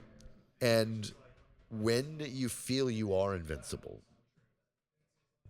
and then you are struck, like, your sense of security and safety. You end up soundly vinced. Yeah. Your sense of safety goes away, right? Mm-hmm. Like, and it's like people getting robbed for the first time. Yeah. Like, you know what I mean? Like, they're shook by it. Right? Yeah. Like, if you went your entire life never like facing any kind of violence or robbery or crime, or never having your stuff stolen or whatever, and then one day you come home and your house is broken into, your dog was shot, and, like, all of your possessions were stolen. Right. Right. Like, you're in your mid to late 30s, right? You're gonna feel some things for a while. Yeah. Right. You're gonna need therapy over that. Yeah. And, you know, if you grew up in a place where, you know, robbery was common, and, like, you had your bike stolen several times, and you were held up at gunpoint more than once by the time you were 20, right? If you get robbed in your 30s, it's not going to shake you. It's an annoyance. It's an annoyance. Like, God damn it. But if you lived your whole life without that ever happening, and it happens to you, you might need some therapy. It's going to shake you. Right. We collectively went through a mass trauma event. The United States was hit by 2 of our own planes in a terror attack when we thought we were invincible. Mm-hmm. And in doing so, it exposed us as weak. And like all bullies, we reacted by lashing out on the world and lashing out at perceived weakness within our own society. And that was, at the time, the opposition party. The opposition to war and jingoism was the perceived weakness. And the greatest irony is that the attack that made us feel that way was the second time that same building had been attacked in 10 years, less than 10 years. Right. By the same group. Broadly the same group. Broadly the same group. At the behest of the same guy who was, well, a monster we helped create. Yeah. Like, he wouldn't have existed in the capacity that he did without the help of the CIA. No. And the United States cutting him checks. He would have been in jail. He was here. Yeah. He was in the United States in the wake like right around the first bombing, and the FBI or the CIA let him out of the country as a favor because he was here for fucking like kidney dialysis treatments. Yeah. Like he came here for treatments for his kidney failure, like early on, and our government just let him go, even though there was a bombing. Yeah. That's where we're at. And what happens is a decade later, he fucking directs attacks against that same building. Yeah. They go down. 8 years later. And we go on a global campaign to destabilize the entire Middle East, North Africa, and we're paying for it to this day. And we will keep goddamn paying for it for the foreseeable future. Yep. Speaking of paying for it, I need to take a little break. All right. Oh, boy. That was a good break. Yeah. All right, so. We're going to talk about another red letter day in American history. We are. Yesterday. All right. It was. The rest of the segment is our good This is news just for us. Sam. He gets half the fucking show this week. Sam, we love you. We will not use your last name for reasons that will become obvious very shortly. Oh, shit. I forgot my shell. Hey, David. My shell's on the end there. All right. So, we are on location in the bar. As I said, I just got off the phone. Why was I on the phone? Why were you on the phone? Well, all right. So, it is customer appreciation here at my business because we've been having some issues with our rewards program, and It's been a mess. Huh? It's been a mess. It's been a mess For like 8 weeks. So I decided yesterday to do customer appreciation happy hour for the next 2 days. Give people a deal since they were not going to be able to collect their points Or use their points. or use their points because the rewards program has shut down at the point of sale. But of course, that happens to coincide with the timing of something that happened yesterday, and we're apparently going viral in right-wing lunatic circles For the second or third time? third. This location.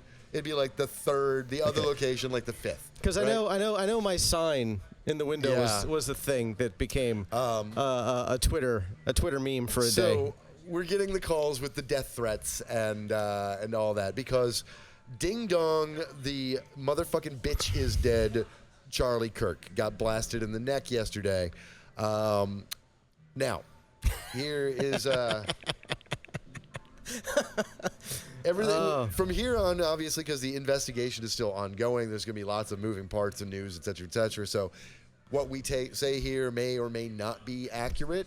There is nothing but speculation at this point beyond the fact that he is definitely dead, I assume. Right. Yes, definitely dead, I assume. That is where we're at. That is where we're right. at. I watched the video. I watched a close-up of the video. Oh, yeah, he was gonna die. If he's not dead, I do believe in miracles. Right. Like, because that caught him right in the carotid. Yeah. Yeah. So, another call happening in the background. The bartender's dealing with it. It's the same person It's the again. Say these lunatics. All right, the death threats have started. It's great. Okay, so Charlie Kirk got shot yesterday. Now, he was in the middle of an exchange where he was attacking the trans mass shooters and the LGBTQ community in general. I read a lot of the exchange. I don't remember the exact moment beforehand, but he was in the middle of his usual spiel about trans people being the problem and how we should actually strip their gun rights away. That was what he was actually getting into at the time. Now, then he is in the middle of an exchange with an audience member who asks him how many trans mass shooters there have been. Charlie Kirk says far too many. The other person says in the last decade it has been 5. And he goes, Charlie Kirk then goes, how many mass shootings have there been outside of gang violence? And he was going to use his racist dog whistle stuff there too, a little bit. And then just as he was going into his usual stump speech rhetoric that threads the needle between transphobia and racism, bang, you hear a loud crack. He slumps, shot in the neck. Big burst of blood comes out. So that is what happened. You described it as a Gushers fruit snack. Yes, it looked like a Gushers fruit snack getting burst open. That was the first time. It was very Tarantino-esque. Yeah, that was the first time a group of conservatives in Utah have ever seen a squirter. Okay? Yeah. We're just getting all the memes out of our system. Get them out right now. Get them out. Gotta get them out. The fashion police came after him for wearing a white shirt after Labor Day. For a man who hates single mothers, he sure created a new one. Hey, it was his dumb mistake to not turn off Big Head Med before going into the PvP server. So, here's the thing about Charlie Kirk. I do not think political violence is the right answer most of the time. I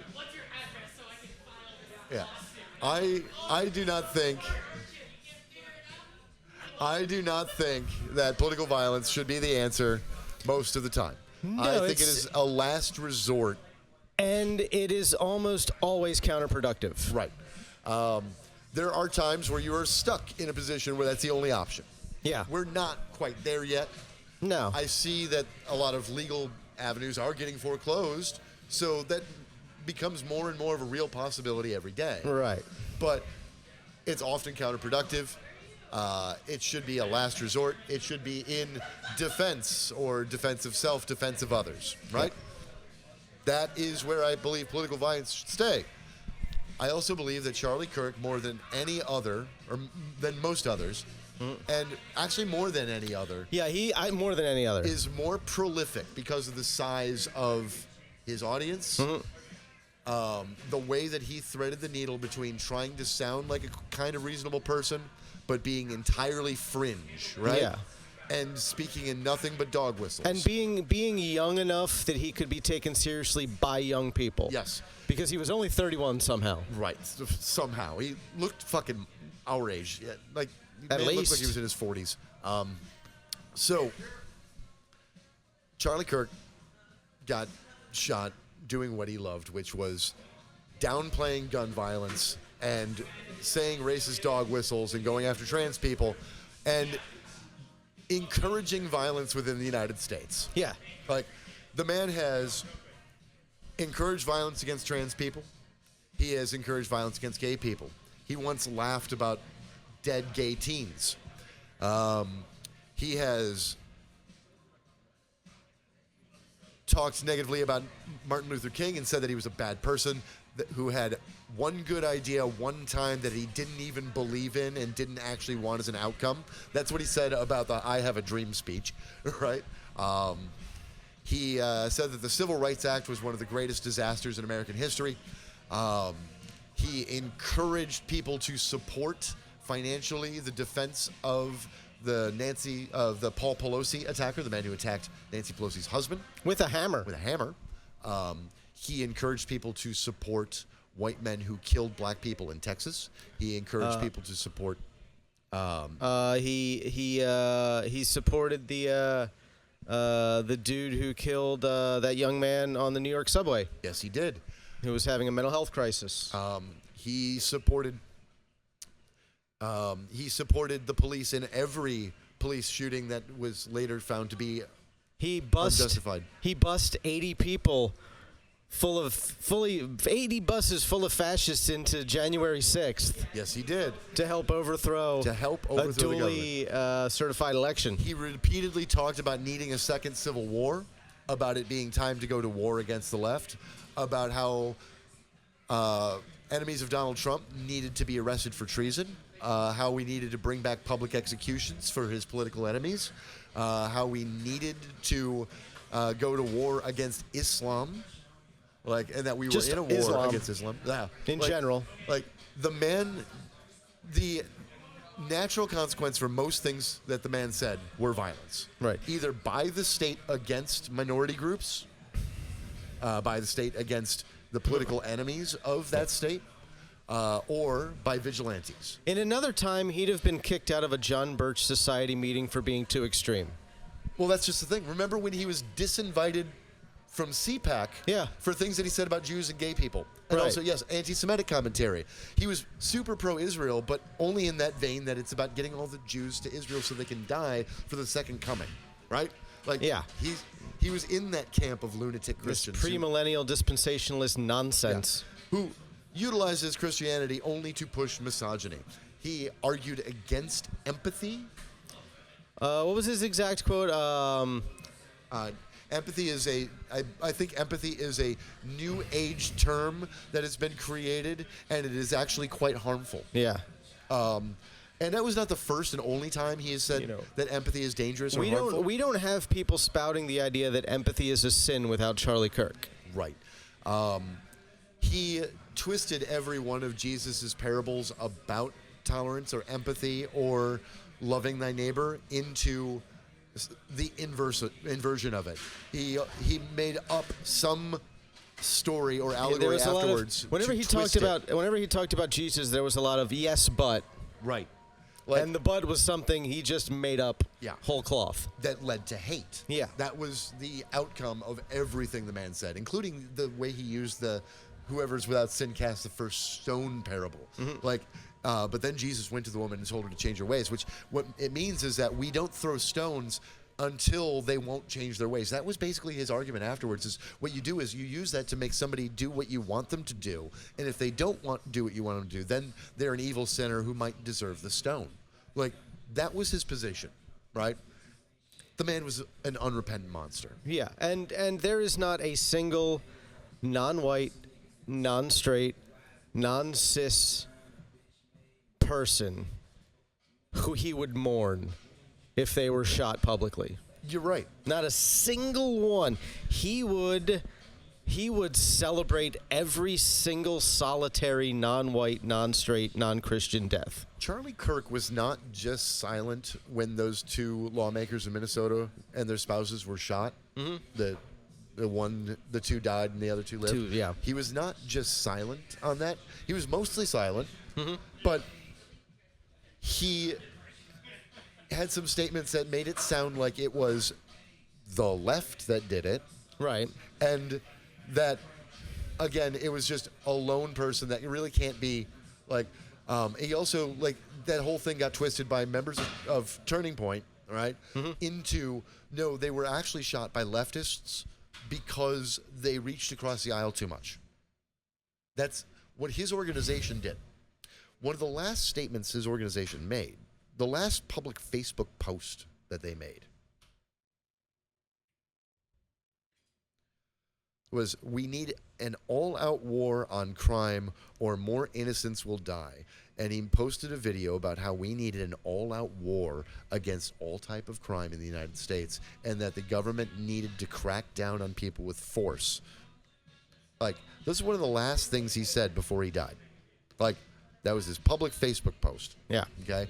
The man said that a certain number of children dying from gun violence was necessary to protect our God-given Second Amendment. And let me tell you, God didn't give you the Second Amendment. God didn't create guns. Guns aren't mentioned in the fucking Bible. God didn't give you the Second Amendment. James Madison did. Like, Thomas Jefferson gave you the Second Amendment. The Continental Congress gave you the Second Amendment.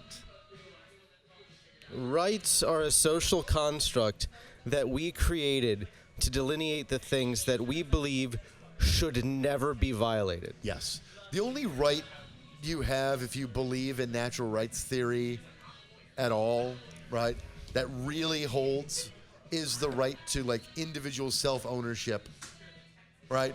Because even if you're owned as chattel property, you have your own thoughts, your own agency, your own ability to say no, and now the choice is bad, right? Right. Like, there will be negative consequences from making those choices, but you have that right, right? Right. I own this, and I have the right to think what's in here. That's why That's bodily autonomy in general is so important. Yes. And I have such a hard time respecting anybody who doesn't hold bodily autonomy as like the highest of rights that we have. And you know who didn't? I'm going to guess it's Charlie Kirk. Charlie Kirk did not. No. He often would say things about, on a few occasions, he talked about how rape statistics were inaccurate and that it can't possibly be true that many numbers of that many women were raped every year. He said that they were probably just lying or confusing things or just regretted it from being drunk. That tells me he never had an actual conversation with a woman. Right. And again, now, does that happen? Yes. Is there an epidemic of that happening? No. It's like, what, 1 to 4% of allegations, right? Yeah. Like, and it's usually they're usually serious, but they're usually the allegations where you hear them and you're like, well, that's dumb. Right. That doesn't make sense. And then it changes the next time they tell the story. And you're like, that's interesting. And that's so. But he had that to say. He quite clearly stated that rape victims is their God-given duty to carry their rapist's child to term. It's their duty to God, right? And that he wanted it criminalized. He said that people who get abortions should be given the death penalty. He said that people who provide abortion services should get the death penalty. So he didn't believe in bodily autonomy, individual self-ownership of the self. He did not believe in. He believed in restricting your rights to put whatever you want in your body. He believed in restricting your rights to get a divorce. Like, he didn't believe that you have core individual rights that you actually should have, such as bodily autonomy, at all. And I have so little respect for that I can't respect the man. No. Now, let's see. Let's look at some of his worst takes. Shouldn't be hard to find them. Yeah. There are plenty.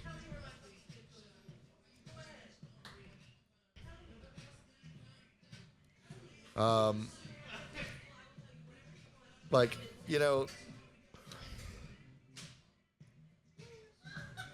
again, the man called for a second civil war. And that's extreme. That is weird, extreme, fringe nonsense calling for a civil war. Oh, damn. Somebody deleted a Reddit thread about, a master thread about his, worst stuff yesterday. And, of course... Cowards. It has been weird to watch, his rhetoric be sane-washed over the last 24 hours by the press. Ezra Klein is dropping the ball hard. Did you read that piece? I didn't read the piece, but I saw the headline, and that was enough. Yeah. Look, here's the thing. Criticizing... All right. Not criticizing. Exalting and praising form without acknowledging the lack of substance and the harm that substance does, right? Is irresponsible. Yes. And that is what Ezra Klein did in that moment. To follow up with that, I don't believe that you should praise his form either. He had a rhetorical style that was couched as attempting civil dialogue, but it really wasn't. He cut people off. He controlled the narrative. He cut out clips of him losing arguments. Yeah. Right? He moved on from, in events like that one where he was shot, he'd have that engagement back and forth until he got a little gotcha moment, and then move on from that person on to the next. So as soon as he got his gotcha, he's on to the next guy. He liked to control his narrative. He liked to cut out the exchanges where he looked bad from his content. It's not good form. And, obviously he was older and better prepared than the students. He always knew what he was going to talk about before he got there. Right. And then he would just sort of ambush these college kids who were ill-prepared, not experts in whatever topic they were talking about. Right. Change the topic, Yeah, change the topic midstream. on him. Like, he had a great tactic of, like, adjusting the topic And if so that it started here and we move over here. If a kid did show up who was like good enough to rhetorically keep up and keep boxing him in, you just never saw that footage. Yeah, you didn't see that footage. Didn't or exist, cut him didn't off. happen. The only way you'd ever see it, and sometimes he would post them if there was like enough, like if there were like 18 other cell phone videos that were obviously going to go up. Yeah. he'd post those ones, right? Right, because he didn't have a choice. He didn't have a choice. Because then it looks like he's hiding it. Exactly. But most of the time, if that kid showed up, looked. He has a family. Had. Ma'am, had. And you know what? I'll be honest. I have felt sympathy for his children for being his children since the day they were born. So that doesn't change. Right. Like, maybe They were always Charlie Kirk's kids, and that's always a burden. Maybe they'll get a cool stepdad. Maybe. Right. I don't know anything about his wife. Yeah. I know she exists. Yeah, I know she's a bit of a grifter too, but not like on this. Like, she's much more of a diminutive stay-at-home mom kind of gal. The trad wife. Yep. But Charlie Kirk was an unrepentant monster who supported a genocide, wished violence against me and you and anybody who disagreed with him, really. Praised the killing of George Floyd. Like, Yeah. why would we feel sorry for him? Like, Yeah, I don't see a reason to. yeah. And the man is far more responsible for the political violence that led to his death than almost any other. And now, that being said, we don't know the motives, really. No, and I'll be honest, we know I nothing think yet. I think if we ever find out who the shooter was, and that is a long shot considering how cataclysmically bad at its fucking job the FBI is right now. Right? Because they fucking gutted the agency, and there are no people left to investigate shit. The Yeah. top agent in Salt Lake City was fired last month. Yeah. Like she was considered like a wunderkind, a superhero agent who could solve any crime. She was like a real world version of what Hollywood thinks FBI agents are like. And they fired her, and they never explained why, but it probably had something to do with her being a Pakistani woman. Probably. Or her doing her job well, one of Right. the two. Because they But don't particularly want people to do their job well in the age where they're hiding the Epstein files. I am almost positive that if we do find out who the shooter was, and we do find out the shooter's rationale behind doing what they did, it will be totally incoherent. It Fair. will be nonsense politics filtered through a worldview that makes no sense and has no relationship to reality, because that's what tends to happen in these situations. It's always someone who is just untethered from the real world Okay. who ends up doing shit like this, and there's very rarely actual principles that go into it. That it's quite possible, and it's common in these situations. One thing I want to slightly push back about that one is that this did not follow the same pattern that these usually do, where the guy was like caught right on the scene and shot. Yeah. Right. Didn't leave a manifesto or anything like that, like is often the case. There's no. They did get away. They got away. But not only that, but so from what we know so far, and again, facts could change. A lot of this is, what the news is putting out right now. But so I was reading the AP stuff on it, okay? And the man arrived on campus approximately like 23 minutes before firing the shot. It seems that the gun was probably already planted there in the location because nobody, like, at least from the story, it didn't look like he was seen carrying. Coming in. Right. He shot a 30-06 from that roof. One shot, boom, blasted him. Now, I don't think the guy was an expert marksman. I think that the conspiracy theorists. You just have to be a pretty good shot. Right. You have to be a competent shot. You have to be somebody who's done shooting before. Yes. And shooting in, it's probably a hunter, to be honest. He dialed in a 30-06 in high wind at about 200 yards, right? Which not an incredibly tough shot, not an easy shot. You don't need to be like a military sniper to pull this off. And I think he was probably aiming for center ass and hit high. Yeah. Like, that's my. You wouldn't aim for the carotid. Right, you wouldn't. So that. So he was either going for comes out. He was either going for head or chest, right, and just whiffed it a little bit. Yeah, professional sniper kind of comes out of the equation there, right? Unless this was a false flag and they fucked up, right? Because you wouldn't hit the neck, right? Like if you're trying to graze past him, maybe, but you wouldn't hit the neck. No. You know?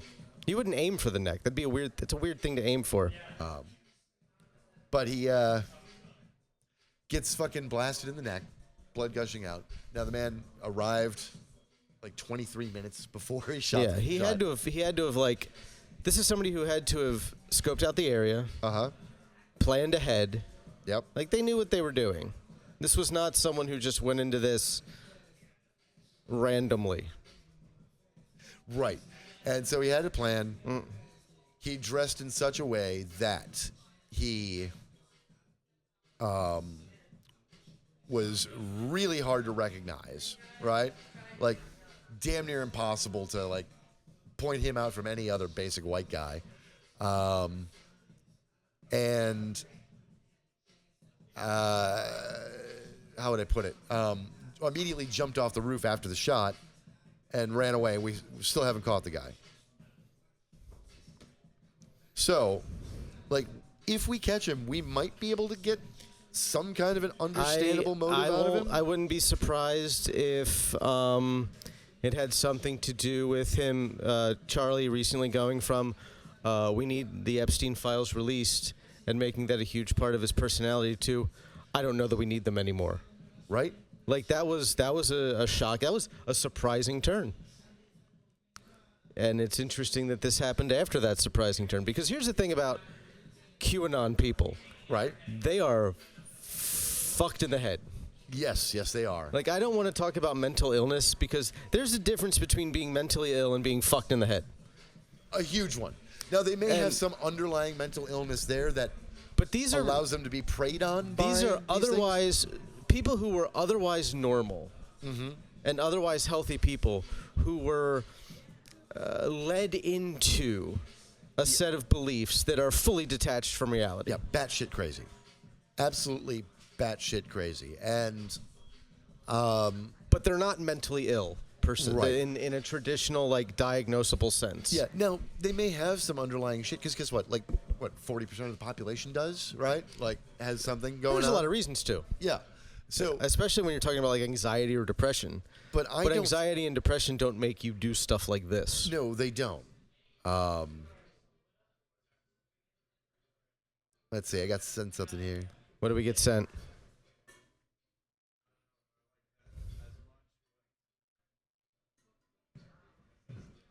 The suspense is it's killing me. It's somebody tagging so that post about how we have the celebration, right? A celebration of life. Yes. But called to confirm, and they are laughing, pretty much verifying. Would not deny event is occurring at Kathleen Peters, at Chris Latvala. Chris Latvala. Oh, we talked about him last week. Oh, Chris Latvala. Bring it, Chris. I would fucking pay money for you to choke on my shit and hair. Yeah. Brian Scott, Florida. Vince Nowicki. Oh, Nowicki. Nowicki is a fucking crackpot to end all crackpots. At Rep Luna. Oh, Anna Polina. Yep. Come on in. Bernie Jacques, Linda Cheney, State Rep. Okay. Cool. I got tagged by somebody tagged the FBI in one of my posts earlier. Okay, I want to point out. My staff and I on that call are laughing because the unhinged people who have been calling are saying things like, we have your license plate numbers and we are coming for your family. Right. We are going to kill your grandparents. We're going to kill your grandparents. We're going to burn down your bar and your home. And if we don't, Governor DeSantis is going to put you out of business and destroy your lives. You're all going to starve to death and we're all going to laugh. The other day, somebody from Texas, whose name I know, called here looking for me and said that I was a filthy animal. That was because- before Charlie Kirk That was assassinated. before by the Charlie way. Kirk was even assassinated. I was a filthy animal for letting my daughter fuck an N-word. And Yeah. the funny thing is, I don't have any kids. Like, you people out there on the right do not understand how dishonest I think you fucks are. Because, again, when I look at the death of Charlie Kirk and I go, yeah, man kind of had it coming. I don't think this is a good thing for our society. I'd prefer rule of law. But, Yeah. but I think the fucker had it coming because I'm not surprised it happened. of what happened, what he has done to our society. I'm not surprised. I feel that he's harmful and toxic, and it's just removing a cancerous Nazi from our system. But why do I feel that way? I don't. Here's why. Because I have, since 2018, right? Yeah. How many death threats have I gotten? How many serious and credible ones have I gotten? More than one? More than one. More than one. More than one every year, right? Yeah. Ever since for not liking Donald Trump and opposing his policies, for utilizing my free speech, I have had people try to physically attack me in public, right? I have had people pull guns in public spaces. Like, I have had lunatic fucking Proud Boys that are people that know people I know threaten to kill me. I have had people like drive in our business parking lots and throw things. I have had people follow my employees. I have had my stores called by lunatics who threaten not just to have us shut down, but threaten to harm us, to kill us, to like learn where we live and go after our families, to set fire to the business, like to kill our fucking pets. Like, I have endured that since 2018 because I happen to own a business, have a large-ish social media following, and don't like Donald Trump. Right? Like, who's the fuckhead here? Yeah. So when you Who's the piece of shit? When you bring that energy at me, yeah, I don't feel a lot of fucking sympathy for you. And if you like, you are the reason that I carry a firearm and go to the range. You are the reason that I teach other people how to safely use and shoot guns. You are the reason why I encourage people on the left to exercise their right to bear arms, because you make my life, and I'm just a tiny little fish in a tiny little fucking pond, and you people actually put my life at risk because you're so fucking unhinged and violent and crazy And fragile. and fragile. So fucking weak and fragile. So sadly, pathetically, cowardly, and weak. You are cowardly bullies who, anytime you engage with anything you don't like, you don't agree with, you think ruffles your feathers, you think that you are acting with the righteous fury of God to come at me with your violent rhetoric. I don't have time for you. We I don't don't have for you. patience for that. Like, I'm not We gonna. don't allow it. I'm not going to be morally cowed by people like that. When No. you think I'm a moral monster, here's the thing: is I don't support genocide. Never have. Nope. Right? I support feeding fucking children. I support an open democracy with free and fair elections. Right? Right. I support giving to the needy and the homeless and having a zero homelessness government policy. Yeah, because right? we could do that. And We it's, could do that. And I every time I say, like, we could house everyone for less it costs than policing the houseless. Right. I am told I am wrong, even if my numbers are correct. I Yeah. am told that it is immoral to do that, even if the Right. numbers are correct, because we're giving them something they don't fucking deserve. Let me tell you something. Everybody deserves a fucking roof over their head and enough food to sustain themselves. I support- Period. Full fucking stop.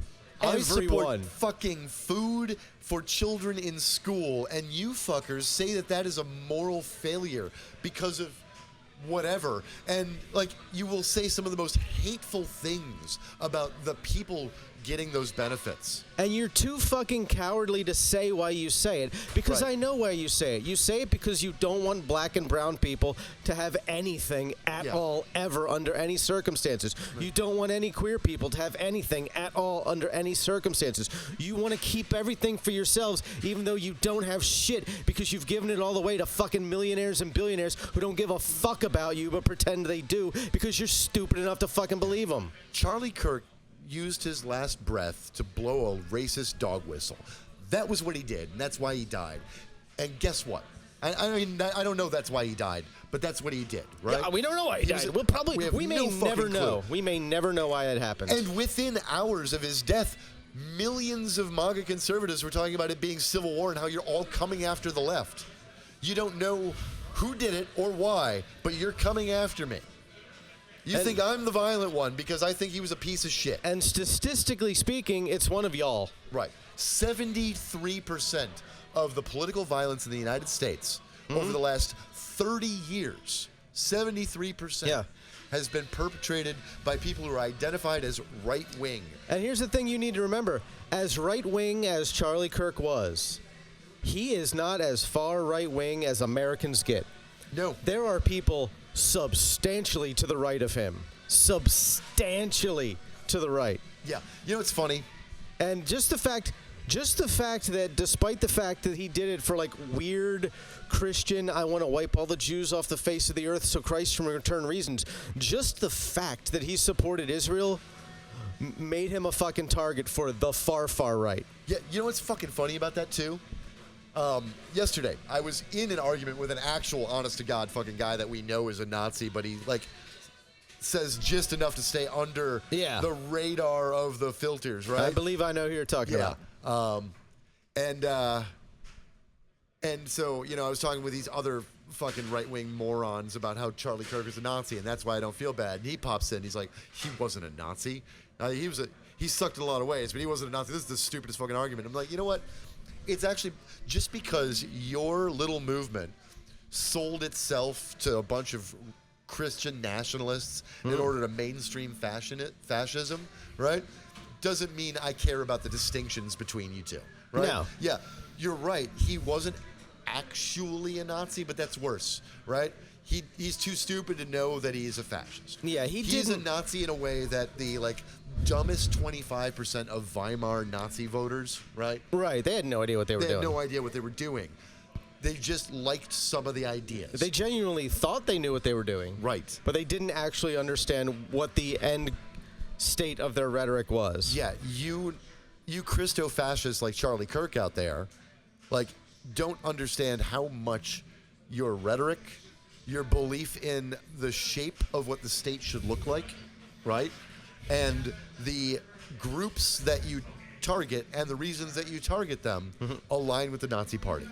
The only difference between y'all is that you have a big hard-on for Israel, and you pretend that that's in love of Judaism, but then you'll be Charlie Kirk and say a bunch of anti-Semitic shit that gets you kicked out of CPAC, right? We're going to find out the shooter was a groiper.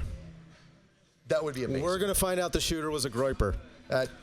Probably. Because that has and been then it'll a get buried in 12 hours, and they'll still say it was the left. Just like the guy who shot Donald Trump-ish in the ear, who was a right-wing lunatic. By the way, I was impressed that in his weird eulogy, he did manage to make it about himself about halfway through. Yeah.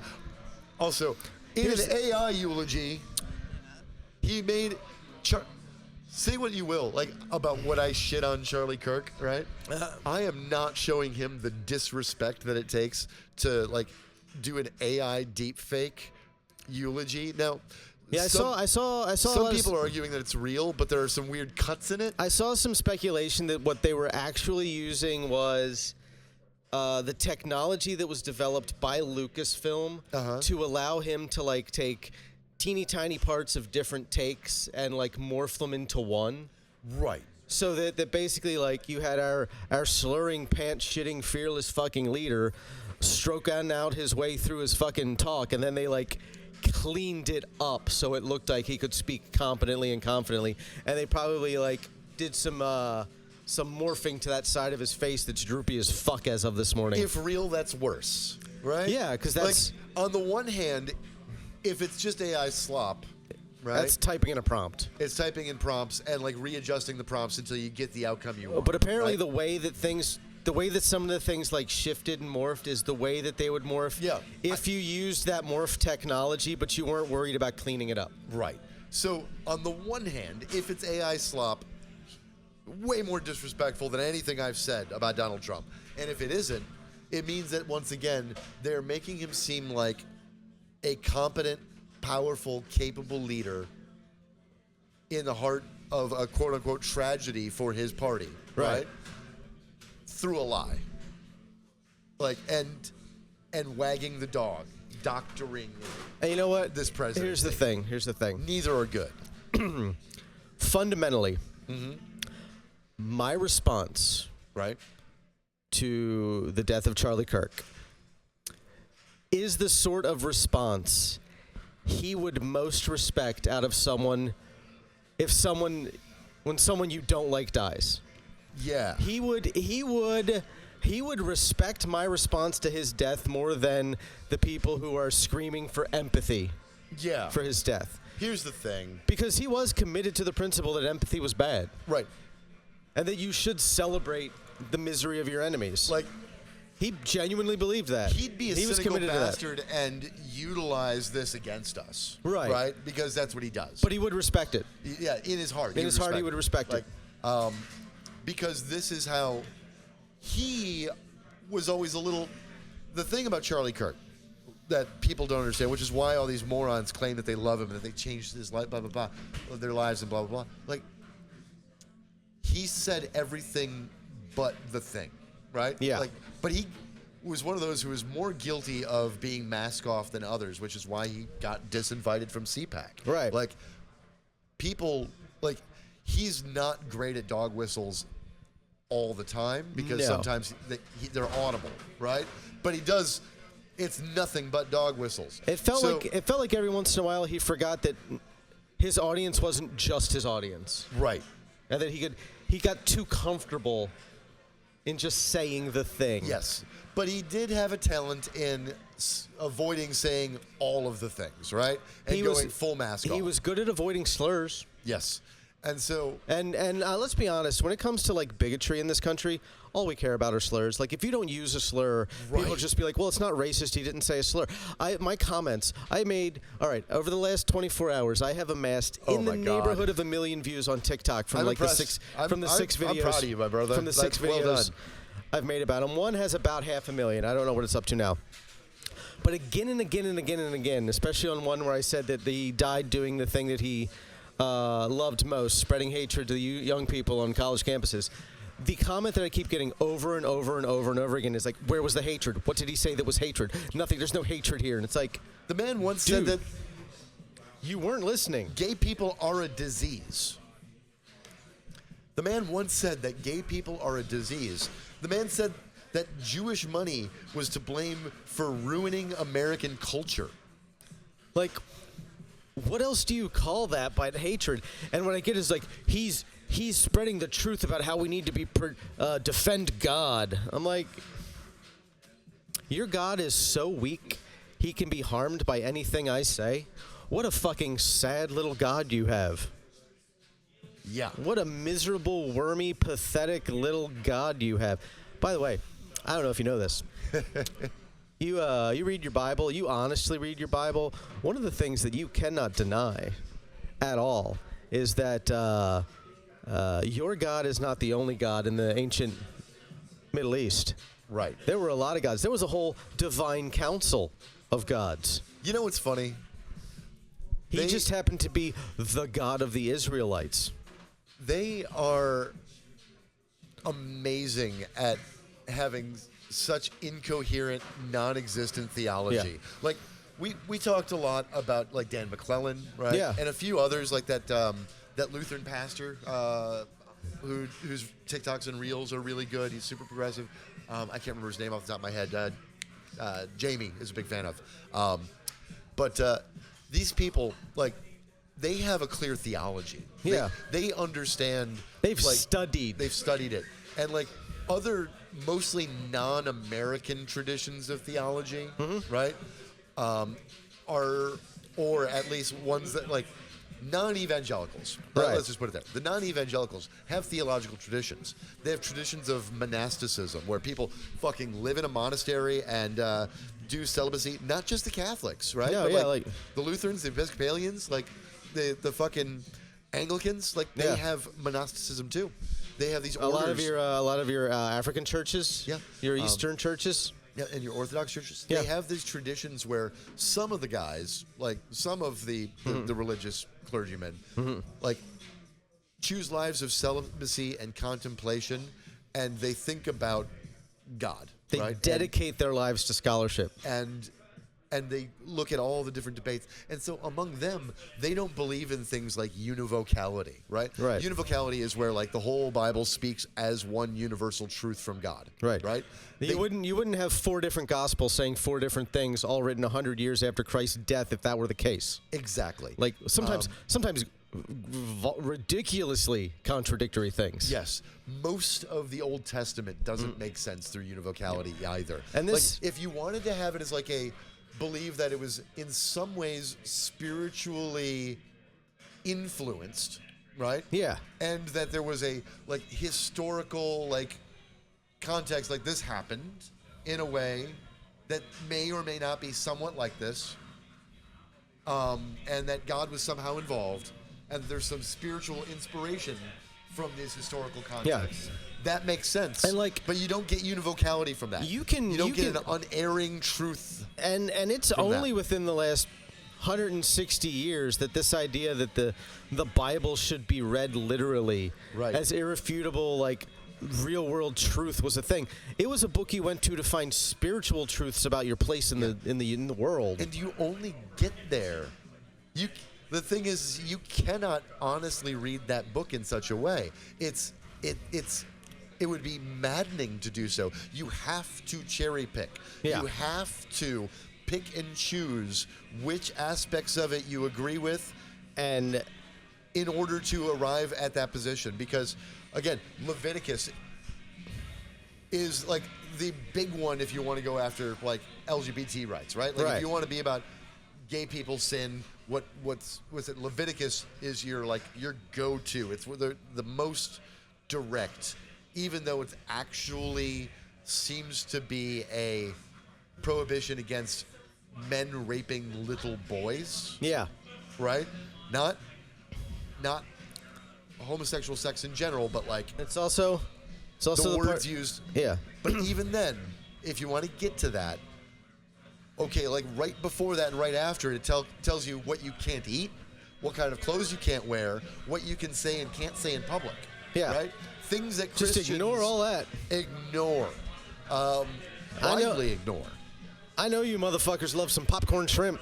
Right. And now, that's Old Testament, and then they go, oh yeah, but there was the New Covenant. Okay, which rules stuck and which didn't? You're picking and choosing. Like, your New Covenant versus your Old Covenant. Like, I can learn almost everything I need to know about you based on what parts you decide to cherry pick. Oh, yeah.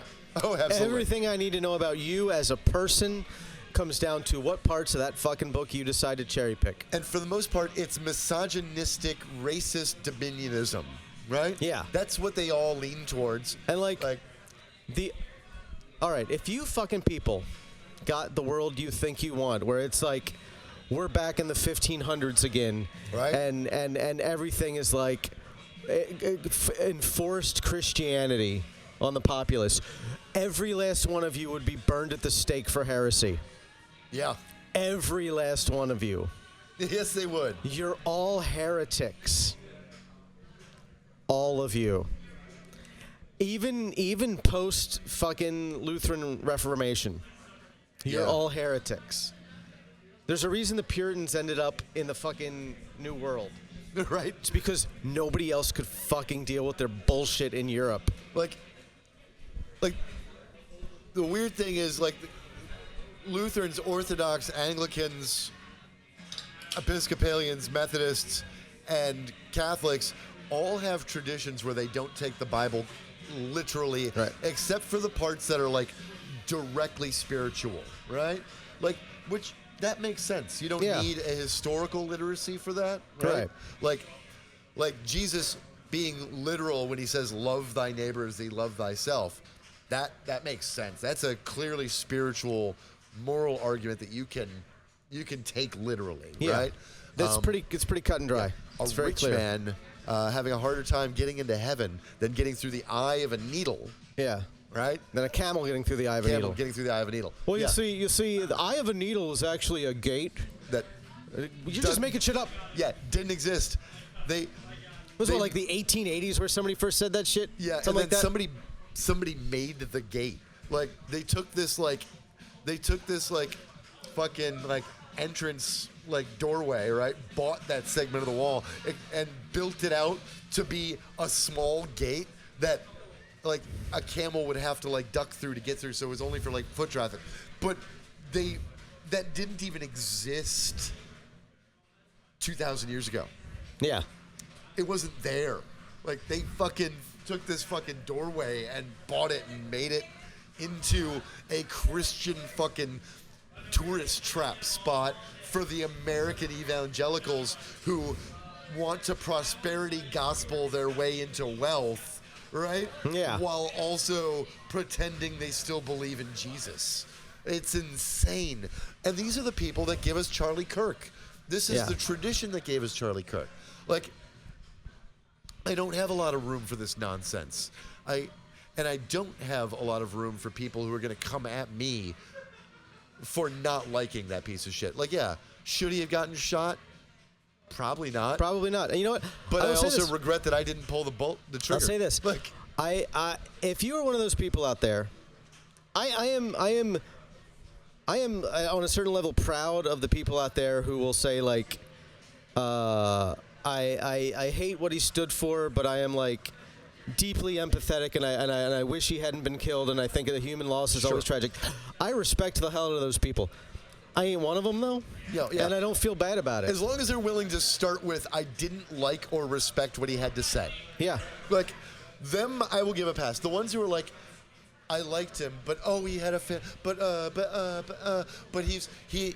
Tell me how he said anything racist. Tell me how he ever supported violence. Those people are just sea lioning and jacking off, JAQing off, and we know it.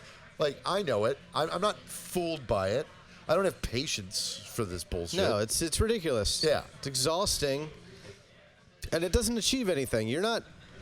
None of you are making. The only thing anybody should ever be interested in is making the world a better place in whatever way they can do that. Even if it's teeny tiny and it's just like you making someone's day a little better. Now, here's the thing. If you're They don't want to do that. Here's the thing about focusing on making the world a better place. Now, these people think that they are, which bothers me. Right. It is predicated on the amount of harm that it takes to get there. If other people have to suffer in order for your version of a better world to come about, it's probably not Right.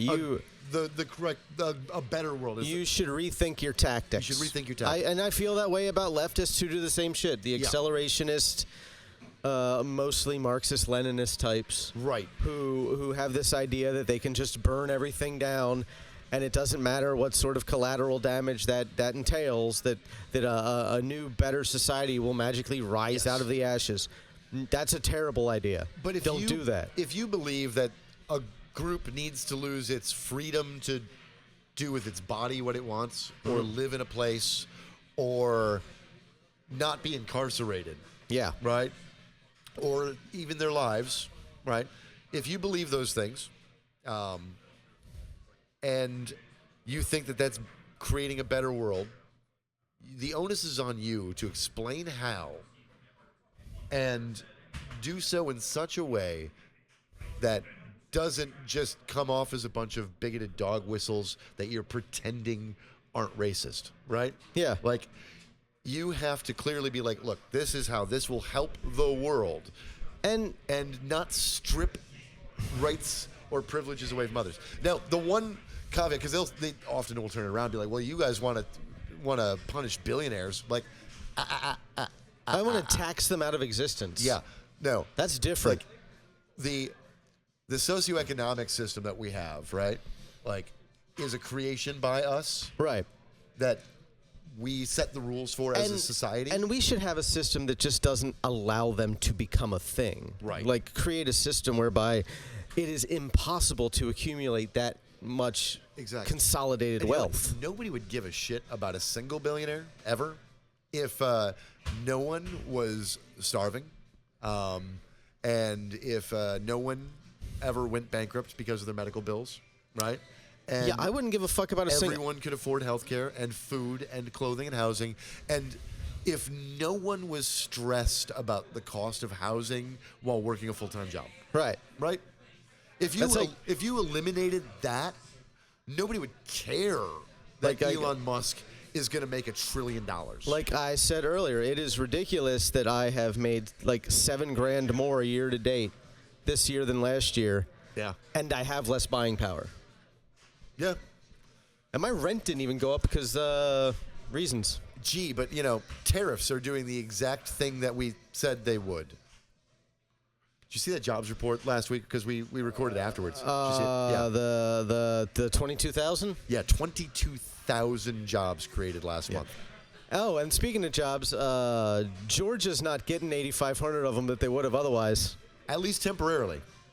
It may not be a permanent shutdown, but yeah, the immigration raid in Georgia that She's still on fucking TikTok, so fucking I proud saw. of herself. Like, So dumb, proud of dumb. herself. So, here's the thing: they weren't required to have work visas. They weren't working for an American company long term here. They were here short term on short term contract. Like, they were doing work for their home company back in Korea, here in the United States. To set up factories, Here in the United a States. specific factory Right. that would employ 8,500 people.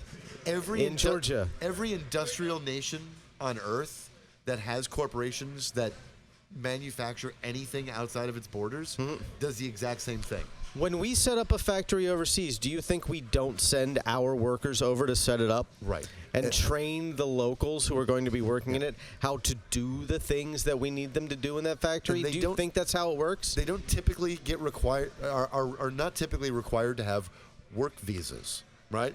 Because they are not working in a capacity that takes a job from that nation, right? I am fucking positive that every single goddamn one of us knows at least one person who's done that kind of contract work at some point. Yes. I'm pretty sure there's at least one sitting in this room right now. Right. My stepfather, who is a fucking MAGA voter for some reason, did that several times. So the company he worked for opened factories in South Korea, or worked with factories in South Korea, opened a factory in China, worked with 2 other factories in China, and worked with a factory in Brazil, right? Before that, he worked with a factory in Nicaragua with a different company, and Guatemala with a different company, right? He has been on business trips doing that kind of some type of business-related work where he either instructed people, observed things, like temporarily managed an aspect of, right? All of that for 30 years. And he voted for the guy that's doing this right now, and he doesn't see anything wrong with it. Like, it boggles my mind. And yes, there is... What's going on? I'm looking around the room to see if there's anybody I know that has done that Oh, okay. so far. Maybe not right this second. Not right this second, but We've got a younger crowd younger crowd today. But than we it do wouldn't sometimes. surprise me. Like if this were like 3 hours ago, Right. almost definitely. Yeah. But yeah, it wouldn't surprise me. But everybody does that kind of shit. Like, you don't typically get required visas anywhere in the world for like that is like a work visa. You get a temporary visa for travel for work for business purposes, Yeah. or a visa waiver. Like, I'll be in the United States for 3 months. I'll be in the U.S. for 3 months. Your country is good with my country. There's a visa waiver for that, right? That is how they got it. But no. And that's the thing. This is the kind of thing that Charlie Kirk celebrated, right? Right. Like, he celebrated that, and that hurts the economy of Georgia. The things he celebrated with the tariffs and with Trump's economy hurt my business, right? He has caused me harm by helping celebrate these things. And so that's just the tip of the iceberg. And I don't think people deserve to be shot for utilizing their free speech, but I also think that if you fucking poke the bear long enough and say enough evil things long enough, somebody's probably going to do something about it. Like, again, I just said I'm not sad that he's dead, and people want to kill me today. Who loved him? Who say that I'm the ghoul? Right. Right? You want to kill me for not being sad that he's dead, but I'm the ghoul. Like, I can't even think of an analogous situation I could find myself in on the other side. No, not really. Because even if there was somebody who like got shot and I thought it was a tragedy, and people were like cheering, I'd be like, "That's pretty fucked up, guys." I wouldn't threaten to kill them. Right. Like, I wouldn't threaten to kill him. Like, if they were cheering about anybody over here that got shot, like, I wouldn't threaten them. No. I'd be like, yeah, fuck you. Like, yeah, you're an asshole. Yep. Call me an asshole. I don't give a fuck. Yeah. That's fine. You're allowed to. And the thing You're allowed to think I'm an asshole. And here's the thing. When they do cheer it on, when it happens, because it does happen to us, right? Yeah. It happens to people that oppose them all the time. When it does happen, they don't go on the fucking moral tour at all. They don't say anything nice about the person. Mm-hmm. They will often try to tell us why the other person deserved it. Paul Pelosi, I saw a guy argue Paul Pelosi deserved it because he was a huge piece of shit. Now, this is a person who was just saying that Charlie Kirk had never encouraged violence, right? And didn't deserve anybody downplaying his murder, right? And that anybody who supports any political violence is evil, right? This is what they just said. Okay. And then somebody brings up exactly what he said about Paul Pelosi's attacker. The guy then immediately just responded to, well, Paul Pelosi was an absolute piece of shit whose wife is destroying America, and he got a slap on the wrist for his DUI, so who cares? So you're just saying that this guy deserves it because his wife was in politics and disagreed with you. He got the same, basically the same treatment that anybody who cops a plea for a DUI gets. Yeah. Right? And so that's why he deserved to be attacked with a hammer and have Charlie Kirk try to gin up financial and social support for his attacker. And then they started creating a story about them being like secret gay lovers. Yeah. They're like, no, this was just a lover's spat. Like, you will not find, like, when you guys hate, like, and again, like, look at the dichotomy there, right? Paul Pelosi, yeah, he's a piece of shit because he's a venture capitalist who's probably insider traded. Okay, sure. Yeah. Right? I don't like that. I don't like that. He got a DUI, okay, whatever. I think the SEC should probably investigate him. But do you see in there anywhere where he, like, encouraged violence against the right? Did he call for the jailing of his wife's political opponents? No. Did he incite anybody to try to start a second civil war? Did he bust people to an insurrection? Right? No, you didn't do that? Okay. Did he say that gun violence was the cost of the Second Amendment in the United States? Okay. Did he say that gay people were a disease? No. Okay. I mean, if you believe them, he's one of them. All right. So he didn't do anything that incited any kind of violence or targeted the right as like a minority group in a way that like focused on them as based on like immutable characteristics like skin color or religion or anything, right? Yeah. So the difference being like Charlie Kirk said things that make him deserve me not liking him. While Paul Pelosi just happened to be on the other side of the political spectrum from you. I'm glad he won't be around to spread his rhetoric anymore. Yeah. I wish we could have found a way to have that outcome without him needing to get shot in the neck. You're right.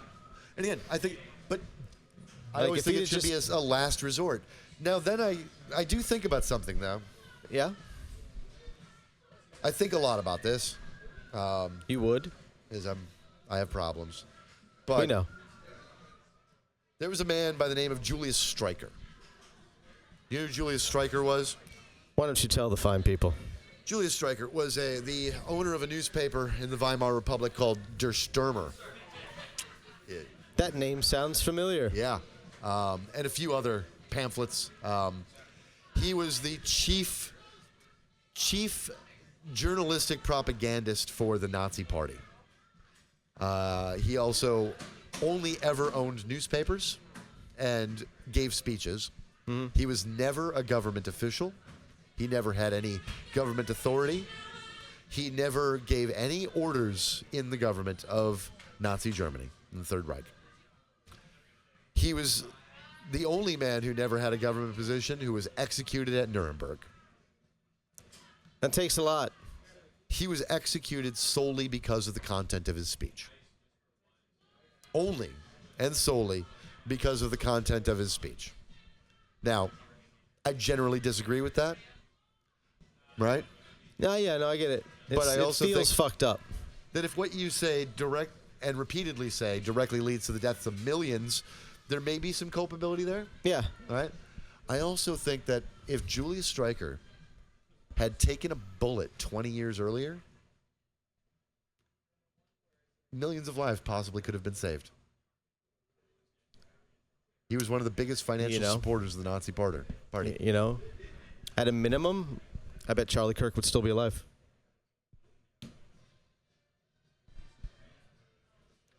So on that note, that's a good note to end on, isn't it? Yeah. Yeah. Just think about Julius Streicher and the propagandists on the right and their harm, and ask yourselves, wouldn't it be better if they, I don't know, just stop doing this? Retired. They have plenty of money.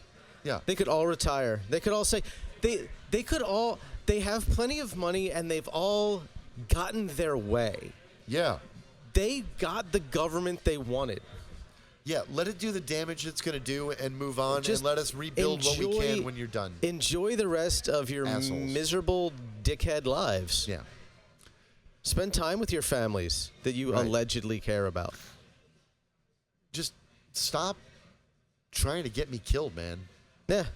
Stop trying to get people killed. That's all I ask. Stop trying to get people deported to countries they don't even live in. It'd be nice.